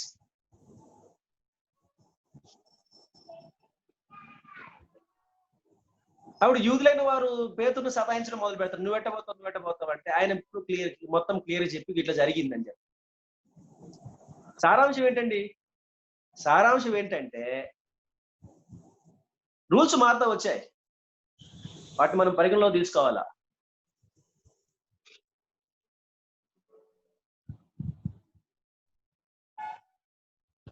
కొత్త తెలియజేయబడుతున్నాయి, వాటిని మనం లెక్కలోకి తీసుకోవాలా. అందుకనే పాత కొత్త అనేది ఉంది ఇక్కడ. ఇప్పుడు హెబ్రీ 9:27 కదండి. 9:27 రాకమునుపు ఓకే జరిగినాయి, ఇవి యాక్సెప్టెడ్. 9:27 అనే కొత్త జీవో ఇష్యూ అయిన తర్వాత, కొత్త బిల్లు పాస్ అయిన తర్వాత అంతకుముందు జరిగిన వాటిని మనం ఎగ్జాంపుల్ తీసుకోవచ్చా ఆ పర్టికులర్ విషయం గురించి?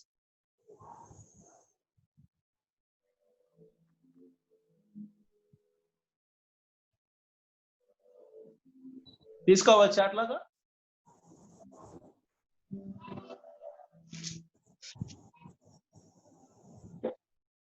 మీకు అర్థం కాలేదా? అర్థం కాకపోతే అర్థం కాలేదని అడగండి, చెప్తాను. తీసుకోకూడదండి. ఎందుకంటే కొత్తగా రూల్ ఇష్యూ అయింది కదండి. ఇప్పుడు స్టేట్ బైఫర్కేషన్ బిల్ పాస్ కాక మునుపు ఉన్నటువంటి రూల్స్ ఇప్పుడు నడుస్తున్నాయా? లేవు.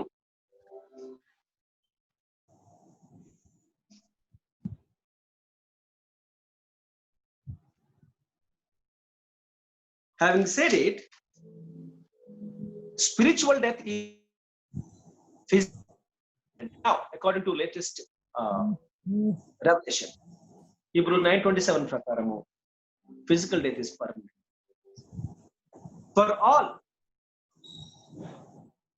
no matter who. పేతురైనా పర్మనెంటే, పౌలైనా పర్మనెంటే, ఎవరైనా పర్మనెంటే,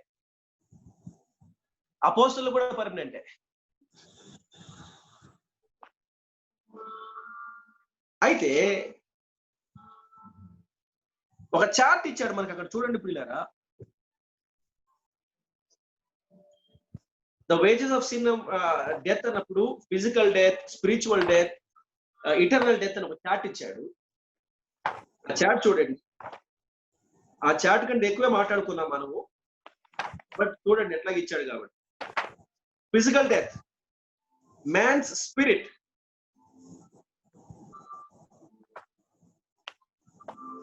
man's body, sin separates.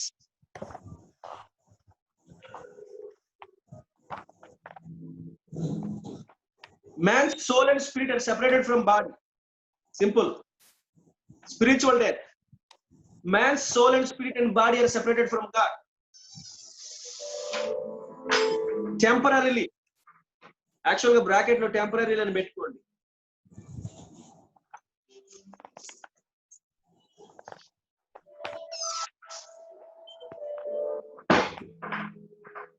An eternal death.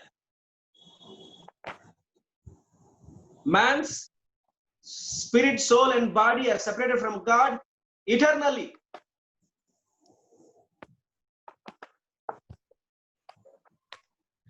దాన్నే hell and lake of fire అని కూడా అంటారు.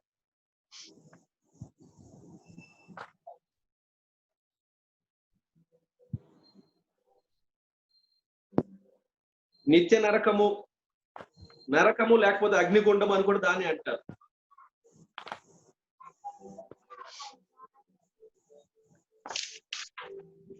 అయితే మొదటి నుంచి మానవుడికి తీర్పుని, let's talk about hell and the lake of fire. In our terms, spiritual death, eternal death.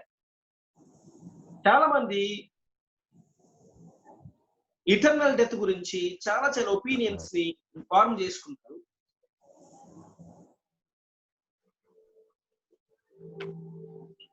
ఇప్పుడు యెహోవా సాక్షులు లాంటి దుర్బోధకులు ఉన్నారనుకోండి, యెహోవా సాక్షులు లాంటి దుర్బోధకులు ఉన్నారనుకోండి, ఆ యెహోవా సాక్షులు లాంటి దుర్బోధకులు ఏమని బోధిస్తారంటే యానిహిలేషన్ బోధిస్తారు.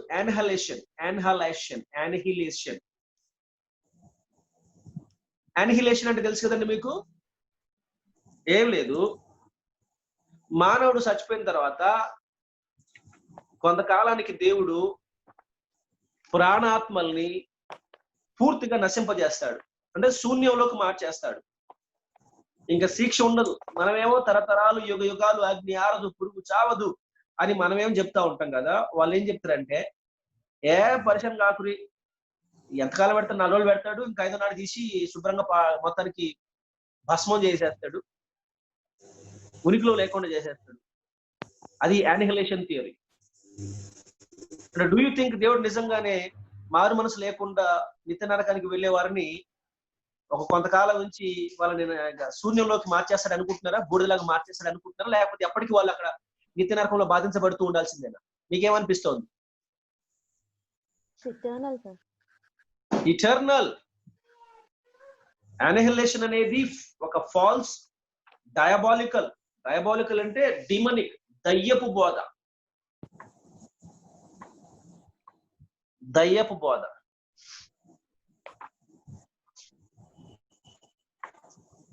ఆ దయ్యపు బోధ విని చాలా మంది భయపడటం మానేశారు, దేవుని నమ్ముకోవటం మానేశారు, నమ్మిన వాళ్ళు వెనకపోయారు. ఏంటంటే మనం భయపడినంత ఏముండదంట, మహా అయితే 4 రోజులు వచ్చుతాడు, ఆ తర్వాత తీసేసి శుభ్రంగా నాశనం చేస్తాడు. శిక్ష లేకపోతే ఇక శూన్యంలోకి వెళ్ళిపోతే నష్టమే ఉంది. శిక్ష అయితే భయం, కానీ పూర్తిగా నాశనం చేసేస్తే ఇంకా భయం ఏముంది? బంధించి రోజు కొడితే భయమా, లేకపోతే బాధ, లేకపోతే ఒకేసారి చంపేస్తే బాధ? ఏది బాధ అండి? రోజు కొట్టడం బాధ. రోజు కొట్టడం. ఏసమ్మా, అవును, కరెక్టే. రోజు కొట్టడం బాధ. అదే ఒకేసారి చంపేశారు అనుకోండి, ఇబ్బంది ఉంది, తెలవపోదు. అలా బ్రతికించేటట్టుగా చేశారు.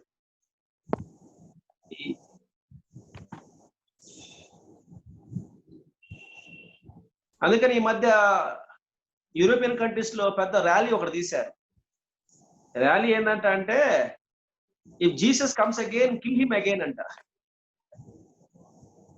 If Jesus returns again, kill him again.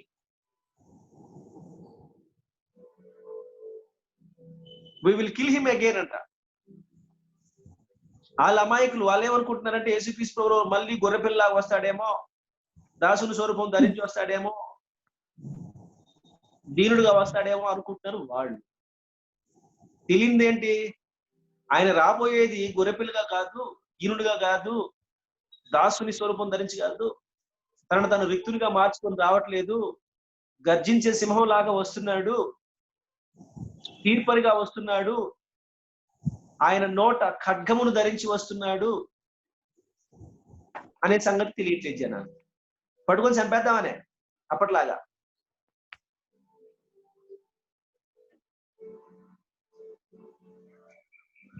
నరకాల గురించి చాలా మంది చాలా ఒపీనియన్స్ ఫార్మ్ చేసుకున్నారు. నరకం అనేది ఒక ఫ్యాంటసీ, దాన్ని ఏమంటారు, మైథాలజీ, మిత్. మనుషుల్ని మోరల్ గా నైతికంగా ట్రాక్ లో పెట్టడం కొరకు, మోరల్ గా నైతికంగా పతనమైపోతున్న, నైతికంగా దిగజారిపోతున్నటువంటి వారిని భయపెట్టడం కొరకు, కాస్త సమాజంలో విలువలు కాపాడటం కొరకు కనిపెట్టబడినటువంటి ఒక డెటరెంట్. డెటరెంట్ అంటే తెలుసు కదండి, డెటరెంట్ అంటే ఏదో ఒక బెదిరించడం అనమాట, ఏదో ఒక యూనో టు స్కేర్. నువ్వు చేస్తే నీకు ఇది అవుతుంది అని చెప్పి, నువ్వు అట్లా చేస్తే కనుక నువ్వు అట్లా చేయాల్సి ఉంటుంది అని చెప్పి బెదిరించడాన్ని డెటరెంట్ అంటారు. అంటే to scare someone from doing something. So ఒక డెటరెంట్ లాగా వాడుతున్నారు తప్ప నిజానికి నరకం లేదు, ఏం లేదు అనేది వాళ్ళ వాదన. బట్ గుర్తుపెట్టుకోవాల్సిన అవసరం ఏంటంటే ప్రియులారా, నరకాన్ని గురించి బైబిల్ చాలా స్పష్టంగా బోధిస్తుంది.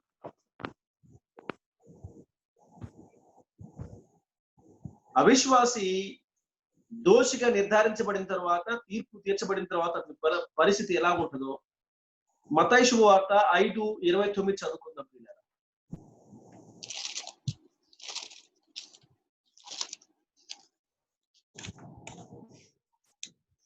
నీ కుడుకన్ను నిన్ను అభ్యంతరపరిచిన ఎడల దానిని పెరికి నీ యొద్ద నుండి పారవేయము. నీ దేహమంతయు నరకంలో పడవేయబడకుండా నీ అవయవంలో ఒకటి నశించుట నీకు ప్రయోజనకరము కదా. నరకంలో పడతారు, నరకంలో పడతారు. Gehenna, it's a place of burning. The word used is Gehenna. మంచిగుందని పేర్లు పెట్టుకోబాకండి పిల్లలకి, ఆడపిల్లలకి. బాగుంది గెహనా, రెహానా లాగా, సుజానా లాగా, జోనా లాగా బాగుంది అనుకోబాకండి. ఇది గెహన్నా, ప్లేస్ ఆఫ్ బర్నింగ్. ఇంకా వాళ్ళు కూడా అట్నే తయారవుతారు, బర్నింగ్ లాగా. మనకి జీవితకాలం పేరు పెట్టంగా, place of burning. Place of burning లో పడిపోవటం కంటే, పూర్తిగా పడేదానికంటే, పూర్తిగా అన్ని కాళ్ళు, కళ్ళు, చెవులు, నోరు, ముక్కు అన్ని కలిగి ఆ ప్లేస్ ఆఫ్ బర్నింగ్ లో పడేదానికంటే, దాంట్లో చెయ్యో కాలో కన్ను లేకుండా, చెవు లేకుండా ఆ దేవుని రాజ్యంలో ఉండటం మంచిది అబ్బా. పూర్తి ఆరోగ్యవంతుడిగా నరకానికి వెళ్ళేదానికంటే అవుటివాడిగా పరలోకం వెళ్ళటం మంచిది కదా అనేది ప్రభువారి లాజిక్. మళ్ళీ ఇక్కడ మళ్ళీ నన్ను మధ్యలో ఆపి పరలోకంలో అవుటి వాళ్ళు ఉంటారా సార్ నన్ను అడగబాకండి, నేను చూడలేదు. ఏంది వెళ్ళినాక ఏం పని ఉంది? అది తప్ప ఇంకా మనకి ఏమైనా పని ఉంటుందా? పాడా ఇంకేముంటది, అదే పని. ఇంకా అవుటోళ్ళు ఉన్నారా లేదా, గుడ్డోళ్ళు ఉన్నారా లేదా, చెవిటోళ్ళు ఉన్నారా లేదా, మూకులు ఉన్నారా లేదా, కుంటోళ్ళు ఉన్నారా లేదా. నాకు చాలా పనులు ఉన్నాయండి పరలోకం పోయినాక. నా దగ్గర చాలా లిస్ట్ ఉంది, మరి మీ దగ్గర ఉందో లేదో ఆలోచించుకోండి ఇప్పటి నుంచే. నాకు చాలా పనులు ఉన్నాయి పరలోకంలో. నేను పోగానే ఒక ఆయన్ని కలుద్దాం అనుకుంటున్నాను.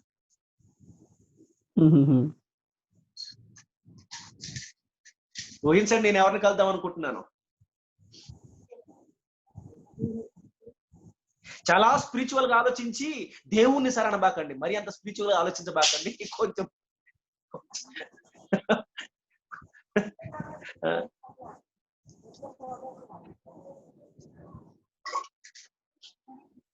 నేనైతే ఒకరిని కలుద్దాం అనుకుంటున్నాను. మీరు ఎవరిని కలుద్దాం అనుకుంటున్నారు? యేసుక్రీస్తు ప్రభు. అబ్బా అబ్బా అబ్బా అబ్బా, నేను చెప్తూనే ఉన్నాను స్పిరిచువల్ గా ఆలోచించొద్దు, మరీ ఓవర్ చేయొద్దని. ప్రభు వారిని కలగకపోతే ఎవరిని కలుగుతారు అక్కడికి వెళ్ళాక? వేరే వాళ్ళలో, పాత నిబంధన వాళ్ళలో ఎవరిని కలుద్దాం అనుకుంటున్నారు? ఫేమస్ క్యారెక్టర్ ఒకటి ఉంటుంది కదా, మోషే, హానోకు. హానోకుని కలుద్దాం అనుకుంటున్నారా? అన్నా నువ్వేం తిన్నావు అన్నా, ఇటు చచ్చిపోలేదు అన్నా అని అడుగు అన్నా.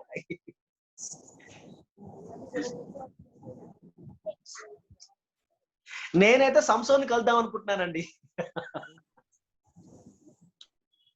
చాలా ప్రశ్నలు ఉన్నాయి, అన్నను అడగాల్సిన ప్రశ్నలు చాలా ఉన్నాయి నా దగ్గర.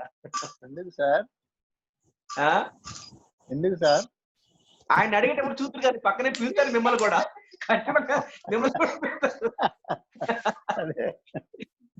మిమ్మల్ని కూడా పిలుతారు, అందరూ పిలుతారు, అందరం కూర్చొని అడగాలే. Right, the place of burning అంటే నరకం యొక్క వాస్తవికతను యేసుక్రీస్తు ప్రభుల వారి మాటల్లో పోలుస్తా చెప్తాడు. అది అంత మంచిది కాదయ్యా, అవయవాల్లో ఏది లేకున్నా పరలోకం పోయినా మంచిదే కానీ అన్ని కలిగి నరకానికి పోవటం వల్ల లాభం లేదు. ప్లేస్ ఆఫ్ బర్నింగ్ అనే గెహన్ అనే పదం వాడు. మాథ్యూ 7:13 చదవండి సార్. ఇరుకు ద్వారమున ప్రవేశించుడి. చదవండి. ఇరుకు ద్వారమున ప్రవేశించుడి, నాశనమునకు పోవు ద్వారము వెడల్పును, ఆ దారి విశాలమై ఉన్నది, దాని ద్వారము ప్రవేశించేవారు అనేకులు. నాశనం అనే పదాన్ని డిస్ట్రక్షన్ అనే పదం వాడతాడు. నాశనానికి పోవటం ఏంటి? డిస్ట్రక్షన్ అంటే ఏంటి? డిస్ట్రక్షన్ అంటే చాలా మంది ఏమనుకుంటారంటే ఏదో నష్టం రావటమో, లేకపోతే ఏదో రకంగా ఇబ్బందులు పడటమో, లేకపోతే ఏదో రకంగా కోల్పోవటం అనుకుంటారు. నాశనం అంటే ఇక్కడ నిత్యత్వాల గురించి మాట్లాడుతున్నారు. ఒకటి నిత్యమైనటువంటి ఆశీర్వాదము, నిత్యమైనటువంటి నరకం. Destruction here talks about the punishment, place of punishment. నాశనము అనేది, డిస్ట్రక్షన్ అనేది నరకాన్ని గురించి మాట్లాడుతుంది. సో యేసుక్రీస్తు ప్రభువు వారి మాటల్లో మరొకసారి నరకం యొక్క ఉనికి నిజమని చెప్పబడుతూ వచ్చింది. మత్తయి శుభవార్త 8వ అధ్యాయం 12వ వచనం. మత్తయి శుభవార్త 8:12. రాజ్య సంబంధులు వెలుపటి చీకటిలోనికి త్రోయబడుదురు, అక్కడ ఏడుపును పండ్లు కొరుకుటయు నుండునని.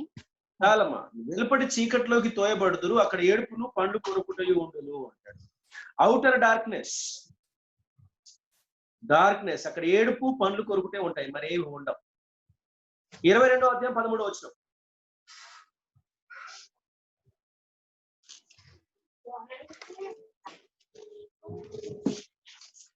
అంతటా రాజు వీటిని కాళ్ళు చేతులు కట్టి వెలుపటి చీకటిలోనికి త్రోసివేయుడి, అక్కడ ఏడుపును పండ్లు కొరుకుటయు ఉండును.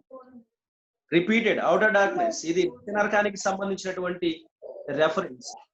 సో నరకం అనేది నిజం కాదు అనే వారికి లేఖనము యేసుక్రీస్తు ప్రభుల వారి యొక్క మాటల్లో రిపీటెడ్ గా మళ్ళీ ఆ పునరావృతం అవుతూ మళ్ళీ రిపీటెడ్ గా చెప్పబడుతున్నటువంటి మాట. ఆ తర్వాత మత్తయి శుభవార్త 8వ అధ్యాయము మనం ఆల్రెడీ అక్కడ పండ్లు కొరుకుట, అక్కడ ఏడుపును పండ్లు కొరుకుట, weeping and gnashing of teeth. ఆ తర్వాత మత్తయి శుభవార్త 10:28 చదవండి. కాబట్టి మీరు మరియు ఆత్మను చంపనేరక దేహంనే చంపు వారికి భయపడుకుడి, కానీ ఆత్మను దేహంను కూడా నరకంలో నశింపజేయగలవానికి మిక్కిలి భయపడుడి. నరకములో చేయగలిగిన వాడికి మిక్కిలి భయపడండి. ప్రభు వారి నోట నుండి జాలు మారుతున్నటువంటి మాటలు. అపోస్తులు చెప్పారనో, అతడు చెప్పాడని, ఇతడు చెప్పాడనో లేఖనాన్ని కాస్త పలుచన చేసే ప్రయత్నం చేసే వారికి, లేఖనాలని అల్పంగా ఎంచే వాళ్ళకి ఈ మధ్య ఒకటి బయలుదేరింది. ఏం తెలుసా? ఇప్పటిదాకా హైందవులు తురుకోలే అనుకున్నా, క్రైస్తవులు కూడా మొదలు పెట్టారు ఈ మధ్య. ఇప్పుడు యేసుక్రీస్తు ప్రభుల వారు నేను దేవుడనని యేసు ప్రభుల వారు అన్నారా?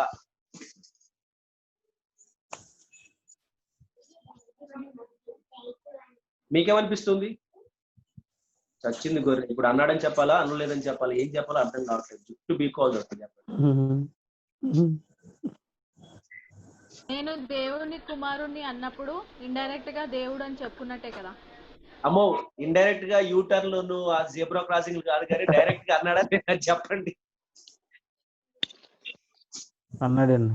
నేనే నిత్య జీవమును అనలేదు. As simple as that. అనలేదు. ఇది ఎవరు చేసే ఆర్గ్యుమెంట్? బట్ అయ్యా యోహాను శుభవార్తలో ఉంది, అపోస్తల కార్యంలో ఉంది, రోమా పత్రికలో ఉంది, తిమోతిలో ఉంది. వాళ్ళు ఏమంట తెలుసా? ప్రకటనలో ఉంది. వాళ్ళు ఏమంట తెలుసా? అని చెప్పొద్దు. యేసు ప్రభు తన నోటంతటా తాను అన్నడా లేదా?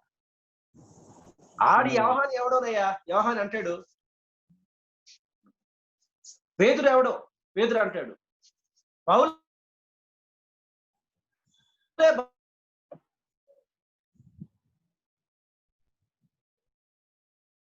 యోహానే బలవంతంగా యేసు దేవునిగా మార్చాలని గట్టిగా ప్రయత్నించింది యోహాను, పౌలు ఇద్దరే. ఆ ఇద్దరు యేసుని దేవునిగా మార్చే ప్రయత్నం చేశారు. ఎక్కువ వాళ్ళిద్దరి దగ్గర ప్రస్తావనలు వచ్చాయి, యేసు దేవుడు యేసు దేవుడు యేసు దేవుడు అని. నేనే అని అన్నారు సార్.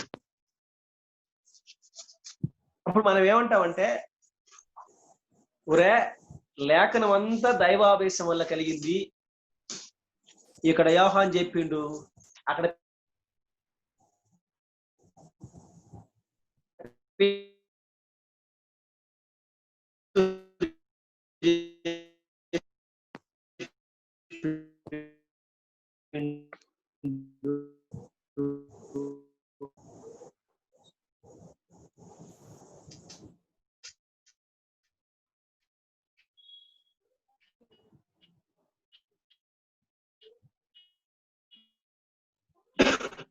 ఇక్కడ పౌలు చెప్పిండు.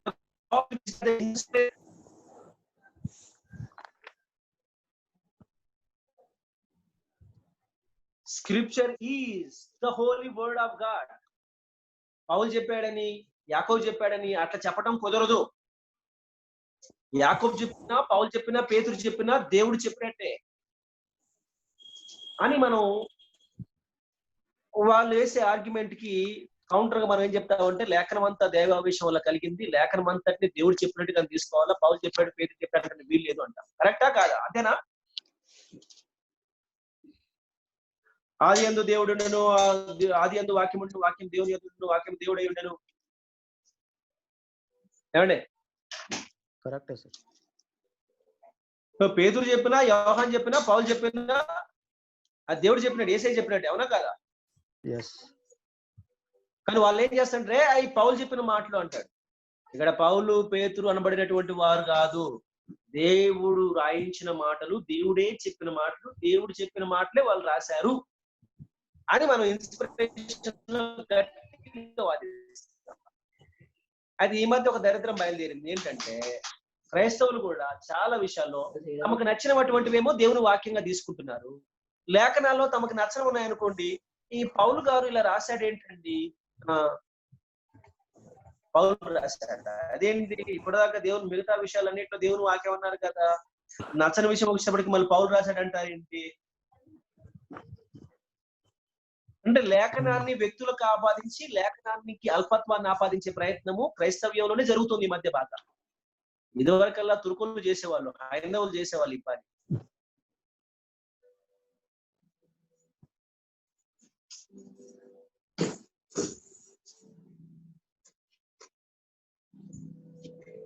బయట చాలా వాదనలు ఉన్నాయి. పాపం అమాయకుడైన యేసుని పౌలు యోహాను ఇద్దరు కలిసి దేవునిగా చేసేశారు.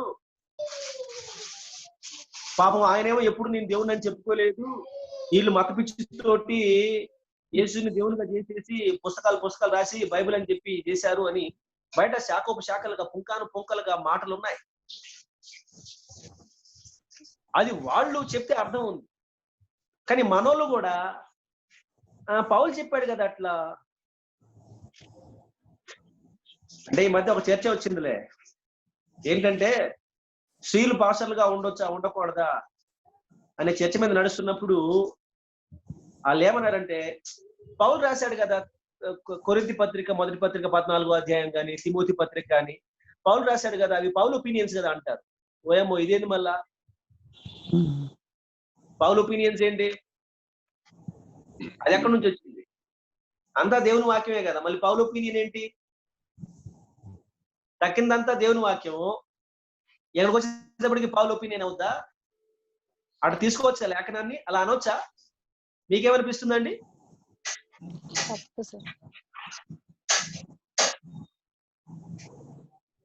ఆ మనీ ఎవరో అండి, మనీ ఆయన షర్ట్ వేసుకున్నాడా? డైరెక్టర్ గారు మొన్న చక్కగా చెప్పారు, షర్ట్ వేసుకోవాలా అని.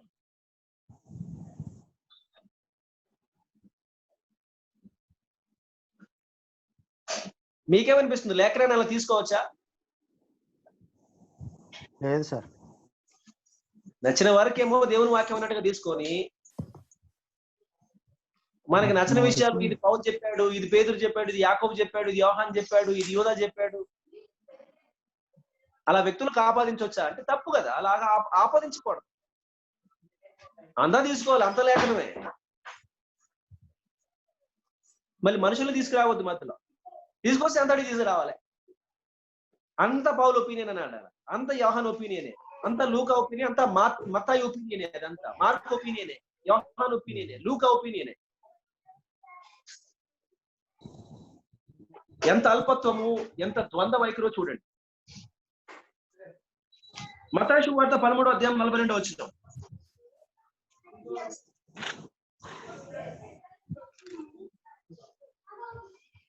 అక్కడ ఏడుపును పండ్లు కొరుకుటేను ఉండును. 50వ వచనం కూడా చదవండి అమ్మా. Okay sir. వీరిని అగ్నిగుండంలో పడవేయుదురు, అక్కడ ఏడుపును పండ్లు కొరుకుటయు ఉండును. అగ్నిగుండం, అగ్నిగుండంలో పడవే. అగ్నిగుండం అనే పదం వాడతారు. మత్తయి సువార్త 25:46.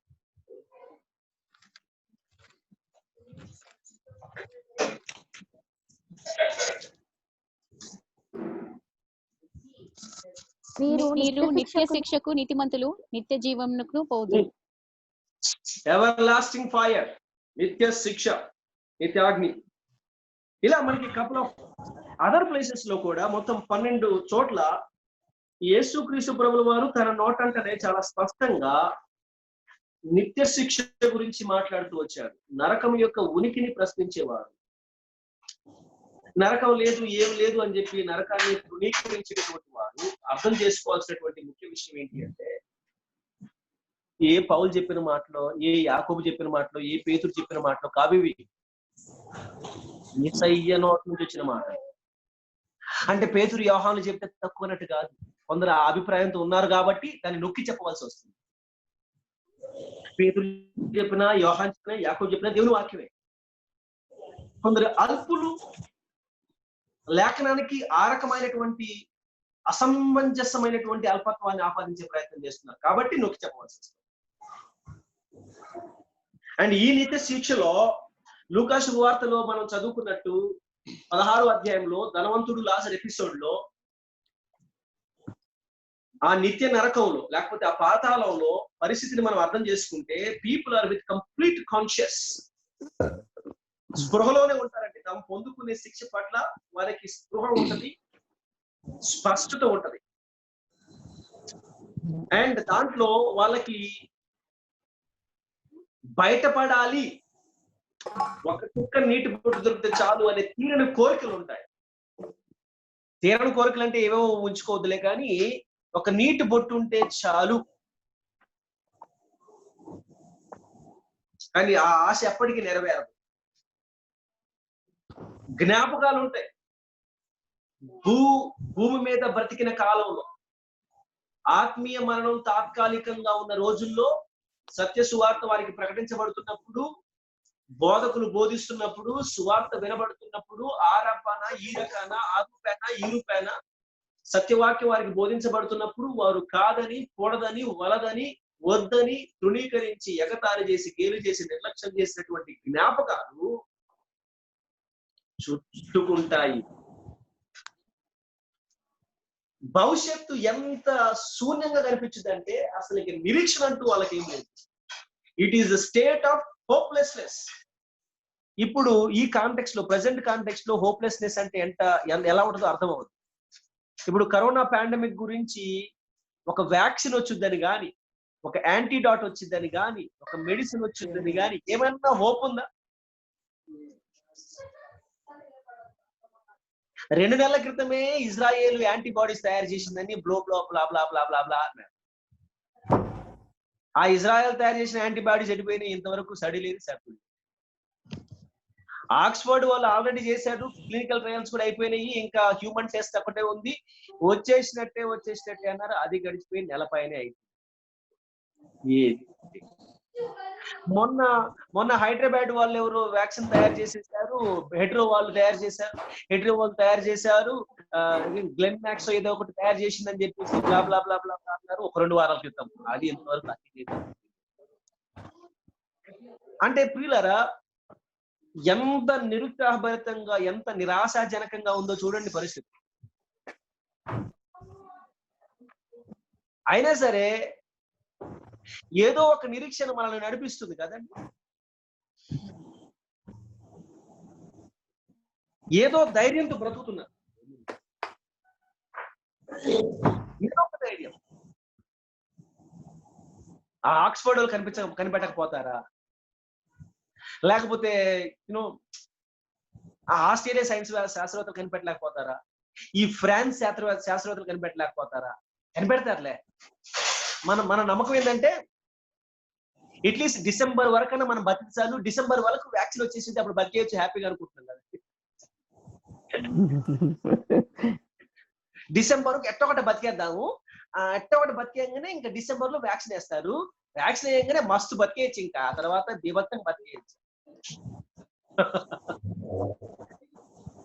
కరోనా COVID-19 కాకపోతే దాని బాబు వచ్చింది పిల్లరా.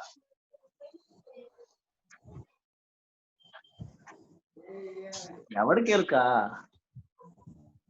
అంటే ఒకటి, ఎంత నిరాశాజనకంగా జీవితం ఉందంటే హోప్లెస్నెస్ కి ప్రస్తుతం present condition is living example. ఆ తర్వాత ఇటర్నల్ లోన్లీనెస్, అక్కడ ఎవరు మనల్ని ఓదార్చేవారు ఉండరు. కరోనా వస్తేనే ఓదార్చే వాళ్ళు లేరండి. మీద గాంధీ హాస్పిటల్ ఎంతమంది ఉన్నారండి తెలుసా? కరోనా తగ్గినా ఇంటికి తీసుకెళ్ళడానికి ఇష్టపడకుండా కుటుంబ సభ్యులు వదిలేసినటువంటి వారు గాంధీలో 30 మంది ఉన్నారంట.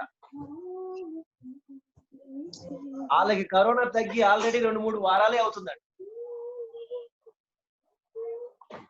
తగ్గి కూడా 2-3 వారాలు అవుతున్నా కుటుంబ సభ్యులు ఎవరు ఫోన్ చేసినా రావట్లేదంట, మాకు వద్దు అంటున్నారంట.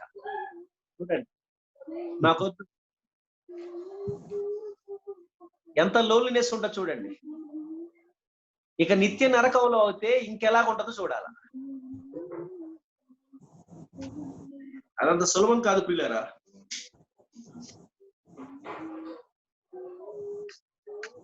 నేను కొత్త నిబంధనలో యేసుక్రీస్తు ప్రభువు వారు మాత్రమే కాకుండా, అందరూ మ్యూట్ లో పెట్టేసండి ప్లీజ్, చాలా మాటలు వినబడుతుంది. ఒక యేసుక్రీస్తు ప్రభువు వారు మాత్రమే కాకుండా elsewhere in the New Testament very clearly teaches about the eternal state of an unsaved person. మారు మనసు లేనటువంటి ఒక అవిశ్వాసి యొక్క నిత్యత్వాన్ని గురించి, నిత్య స్థితిని గురించి కొత్త నిబంధన ఇంకా అనేక చోట్ల చాలా సంగతులు బోధిస్తుంది.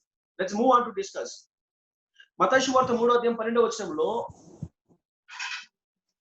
ఆర్పజాలనటువంటి అగ్ని గురించి మాట్లాడతాం.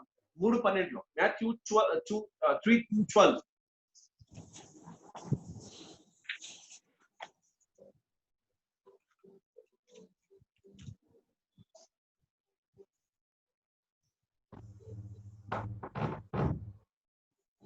Sir Matthew 3:12 sir.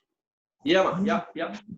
ఆయన చేతిలో ఉన్నది, ఆయన తన కళ్ళంను బాగుగా శుభ్రం చేసి గోధుమలను కొట్టులో పోసి ఆరని అగ్నితో పొట్టును కాల్చివేయనని వారితో చెప్పాను.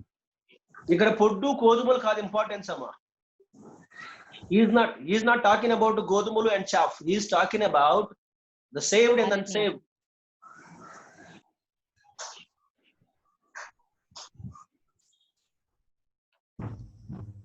Thessalonians first epistle, second epistle 1:9.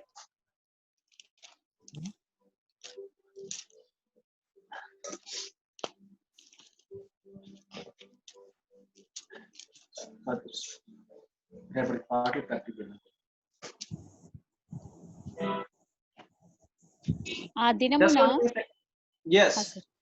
దినమున తన పరిశుద్ధులయందు మహిమపరచబడుటకును విశ్వసించిన వారి అందరి యందు ప్రశంసించబడుటకును ప్రభు వచ్చినప్పుడు అట్టివారు ఆయన సముఖం నుండి, ఆయన ప్రభావమందలి మహిమ నుండి పారదోలబడి నిత్య నాశనమను దండనము పొందుదురు. నిత్య నాశనమనే దండనము పొందుదురు. This is for sure.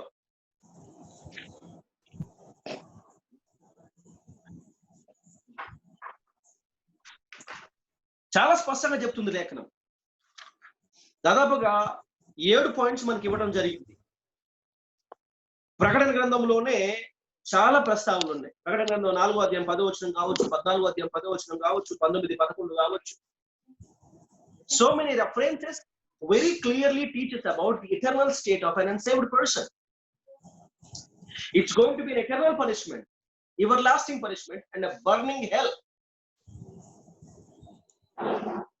అది యేసుక్రీస్తు ప్రభుల వారు యందు విశ్వాసం లేకుండా చనిపోయిన వారి యొక్క విషయంలో ఏం జరగబోతుంది, స్టెప్ బై స్టెప్ ఎలా జరగబోతుందంటే, first step 1, step 2 and step 3. What's going to happen? Step 1 లో number 1, they are going to be put in to a place of torment. దాన్ని పాతాళం అంటారు. ఆ ప్లేస్ ఆఫ్ టార్మెంట్.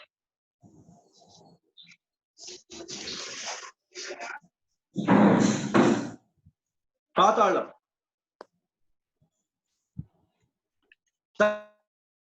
హెల్ అని కూడా అంటారు కొన్ని భాషల్లో. హెల్ అన్నా, ప్లేస్ ఆఫ్ టార్మెంట్ అన్నా, this is a temporary place of torment. Temporary place of torment. లూకా శుభవార్త 16వ అధ్యాయంలో ఆ ధనవంతుడు పెట్టబడింది ఈ టెంపరరీ ప్లేస్ ఆఫ్ టార్మెంట్ లో పెట్టబడ్డాడు.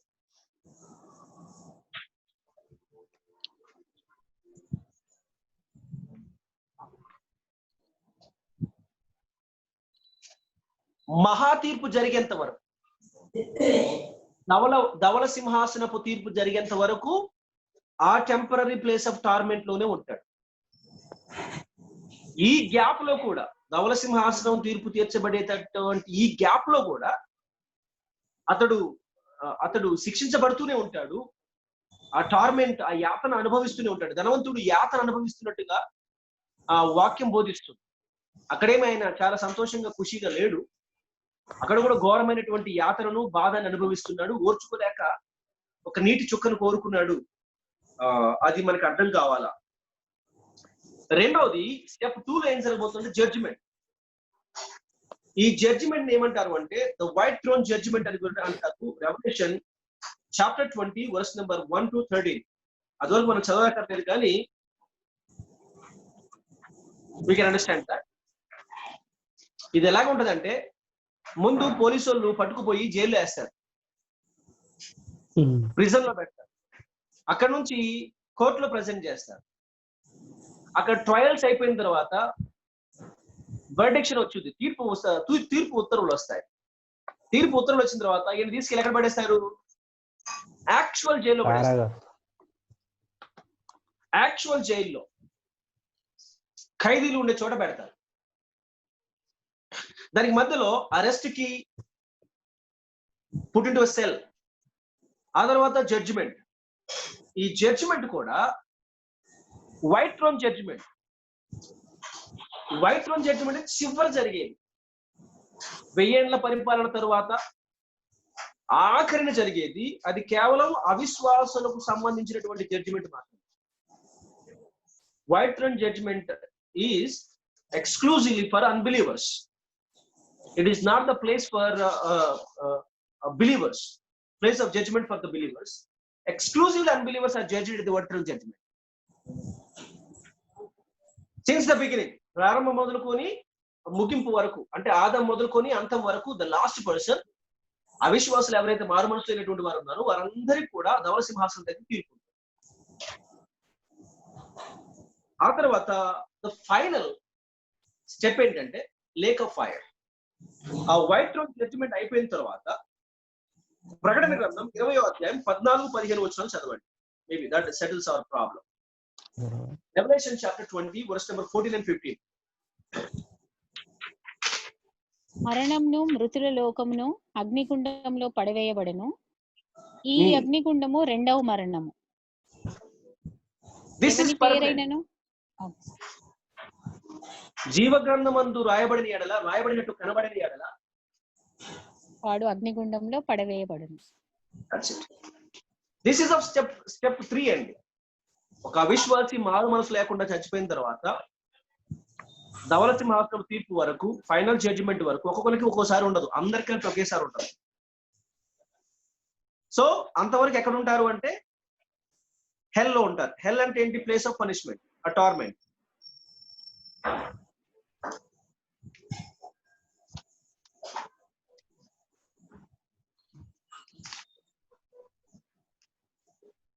సార్ ఒక చిన్న ఎప్పుడైతే డౌట్ సార్. యుగం సమాప్తి అవుతుందో, 1000 ఏళ్ల కాలం సమాప్తి అవుతుందో, చివరి యుద్ధం ముగుస్తుందో, గోగు మాగోగ్ అనే యుద్ధం ముగుస్తుందో, ఆ 1000 ఏళ్ల పాలనలోని, ఆ 1000 ఏళ్ల రాజ్యంలోని అవిశ్వాసులతో మొదలుకొని సృష్టి ఆరంభం నుంచి అందరు అవిశ్వాసులందరూ పోగు చేయబడతారు. ఈవెన్ ఈ మృతుల లోకం, పాతాళం ఉంది కదా, మృతుల లోకం కూడా అగ్నిగుండంలో పడవేయబడినది కదా, ఆ హెల్ లో ఉన్నటువంటి వారు తాత్కాలికంగా ఆ హెల్ లో శిక్షించబడుతున్న వారు అందరూ కూడా పోగు చేయబడతారు. అందరికీ ఆ రోజున తీర్పు ఉంటుంది.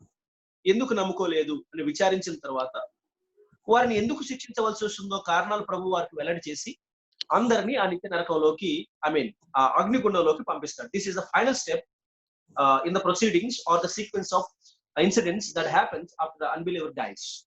ఆ తర్వాత ఇక్కడ మనం అర్థం చేసుకోవాల్సింది ఏంటంటే, అసలు పాపానికి పెనాల్టీ అవసరమా?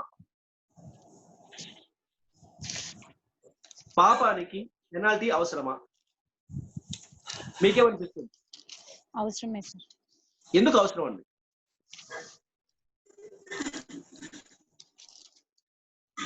అది పాపం కాబట్టి సార్ అనబాకండి.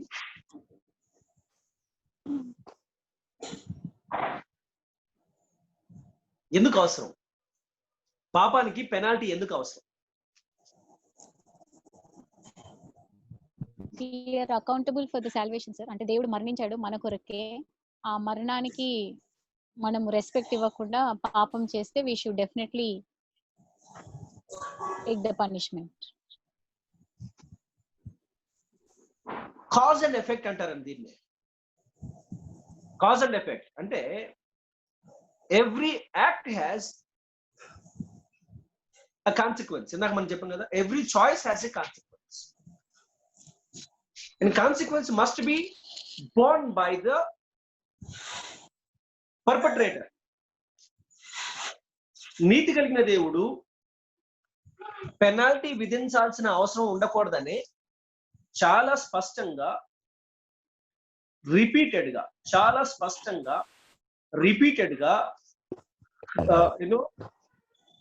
నేరుగా, క్లియర్లీ, డైరెక్ట్లీ, రిపీటెడ్లీ చెప్పాడు ఆయన. ఎందుకంటే disobedience to which is going to be very dangerous అన్న సంగతి ఆయన తెలుసు కాబట్టి అలాంటి పరిస్థితి రాకూడదని రిపీటెడ్ గా నేరుగా, స్పష్టమైనట్టుగా, అర్థమయ్యేటట్టుగా again and again when they sinned, it is simply దయచేసి దేవుని మాట మీరారు అంటాం కాదండి. It is not just violating God's revealed law. It is more than that. ఏంటంటే it is sinning against the character of God. Questioning his truthfulness.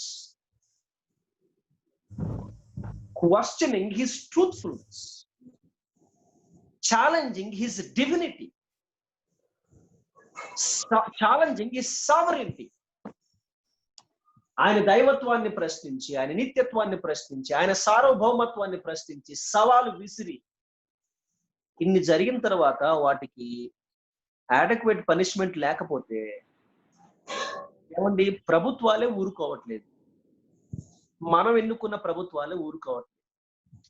మనం ఓట్లేసి మనం గెలిపించుకున్నటువంటి నాయకులే ఉపేక్షించట్లేదు. ఆలోచించండి.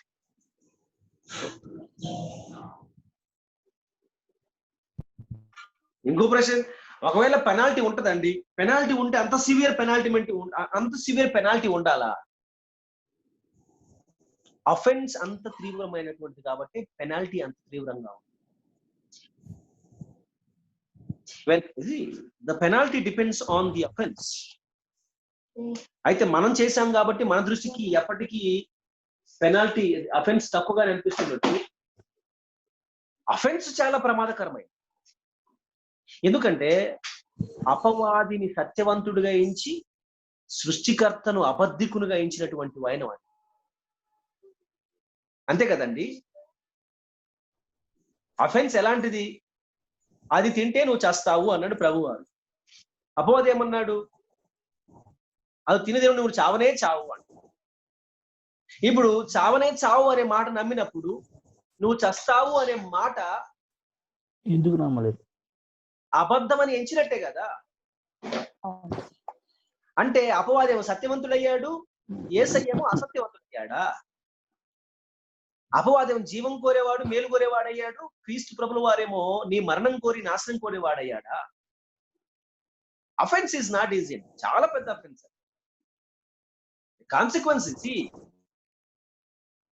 Consequence depends on the offence. గుర్తుపెట్టుకోవాలా, every effect has its adequate cause. Adequate cause లేకుండా effect ఉండదండి. ఇప్పుడు నేనున్నాను, ఇలా చపాటు కొట్టాను, చిన్నగా ఉంది, అడెక్వేట్ కాజ్ పెరిగింది, ఎఫెక్ట్ పెరిగింది, అఫెన్స్ పెరిగింది, పెనాల్టీ పెరిగింది. లేదు నేను ఎంత పెద్ద అఫెన్స్ ఏం చేస్తాను, పెనాల్టీ మాత్రం నాకు. మీకు తెలుసు సిగ్నల్ జంపింగ్ కి ఎంత? 130 రూపాయలు అనుకుంటున్నాను. సిగ్నల్ జంపింగ్ అంటే రెడ్ లైట్ జంపింగ్ కి 130 రూపీస్. అదే ఓవర్ స్పీడ్ కి 1035 రూపీస్.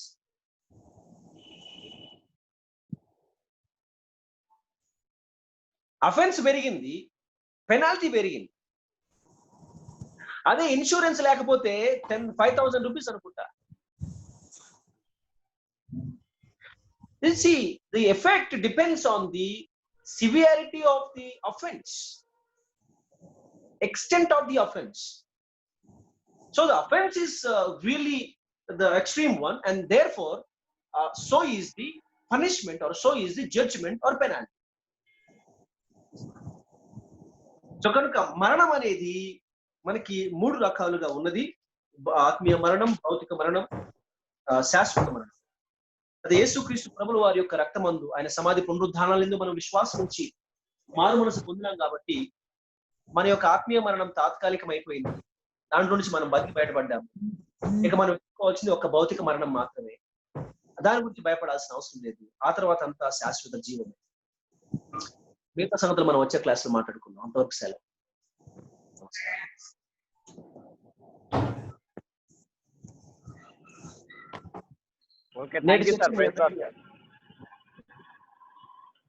ఏమండి?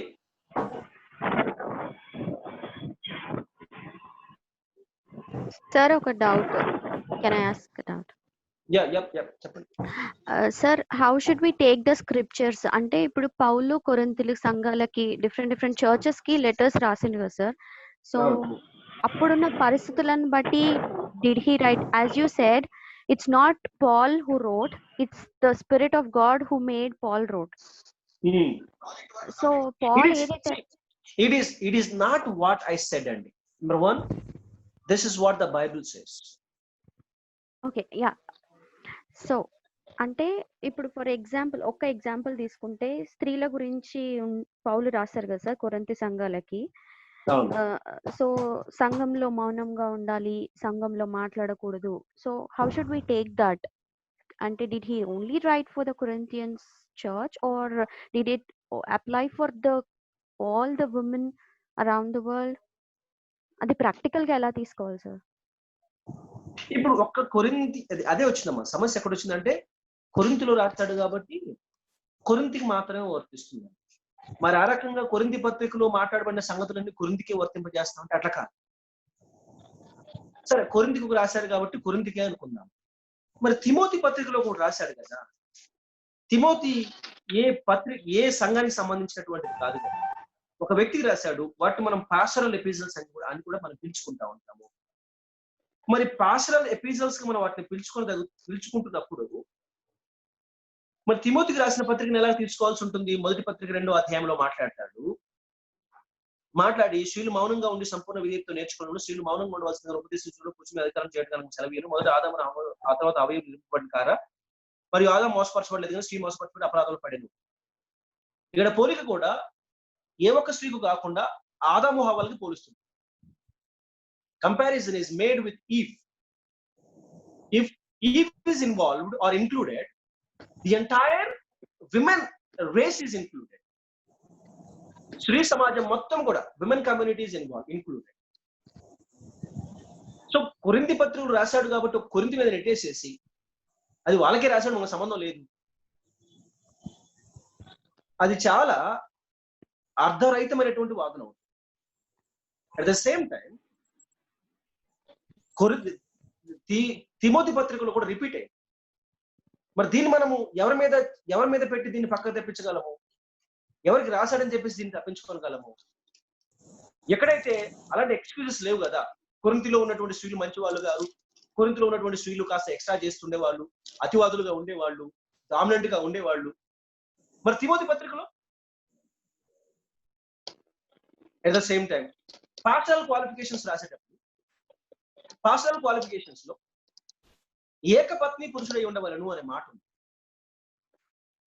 కుటుంబాన్ని సరిగా ఏలు వాడై ఉండవలను అని. కుటుంబాన్ని అనేది స్త్రీయా పురుషుడండి? Who is the head of the family? పురుషుడు. Who is the head of the family? At least మీ ఇంటికి హెడ్ ఎవరు చెప్పండి. పురుషుడు. తేలిపోతుంది ఈ రోజుకి తేలిపోవాల్సిందే అది.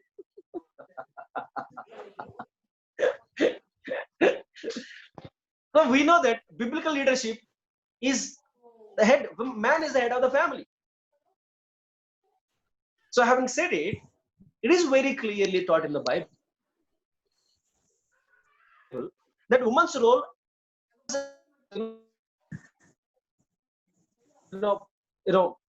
when it comes to the context of church, is limited.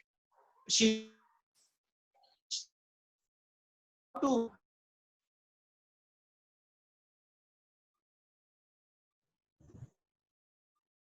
but not execute the responsibilities of a pastor, being as a pastor, lead the whole congregation.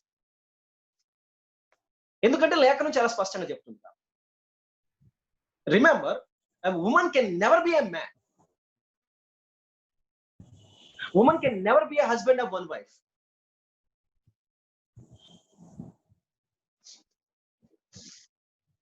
మిగతా సంగతులు మనం వచ్చేవారు మాట. Okay, sir. Thank you. సరే, ఎవరైనా ఒకరు ప్రేయర్ చేసి close చేయండి.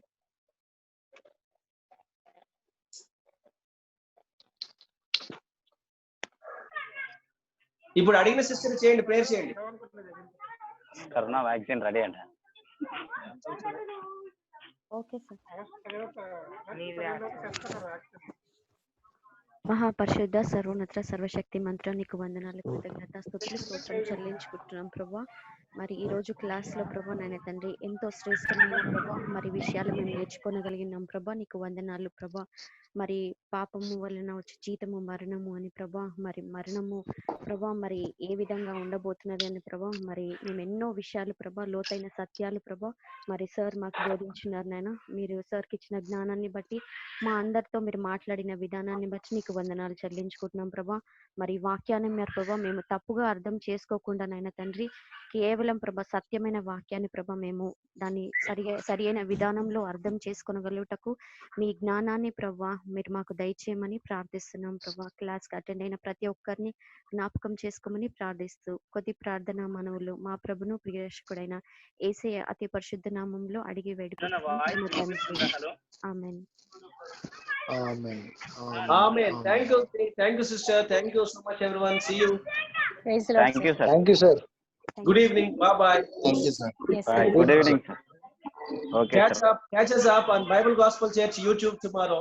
Bible Gospel Church 9:30. Okay, sir.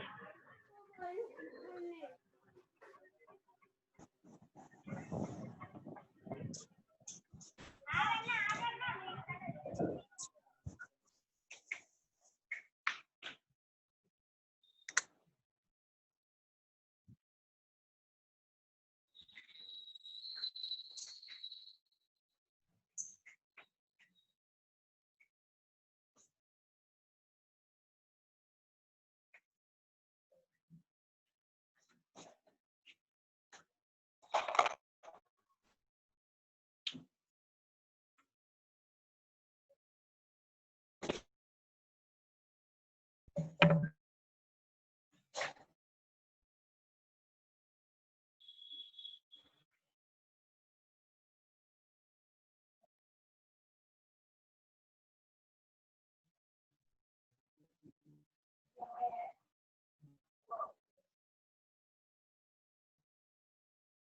you.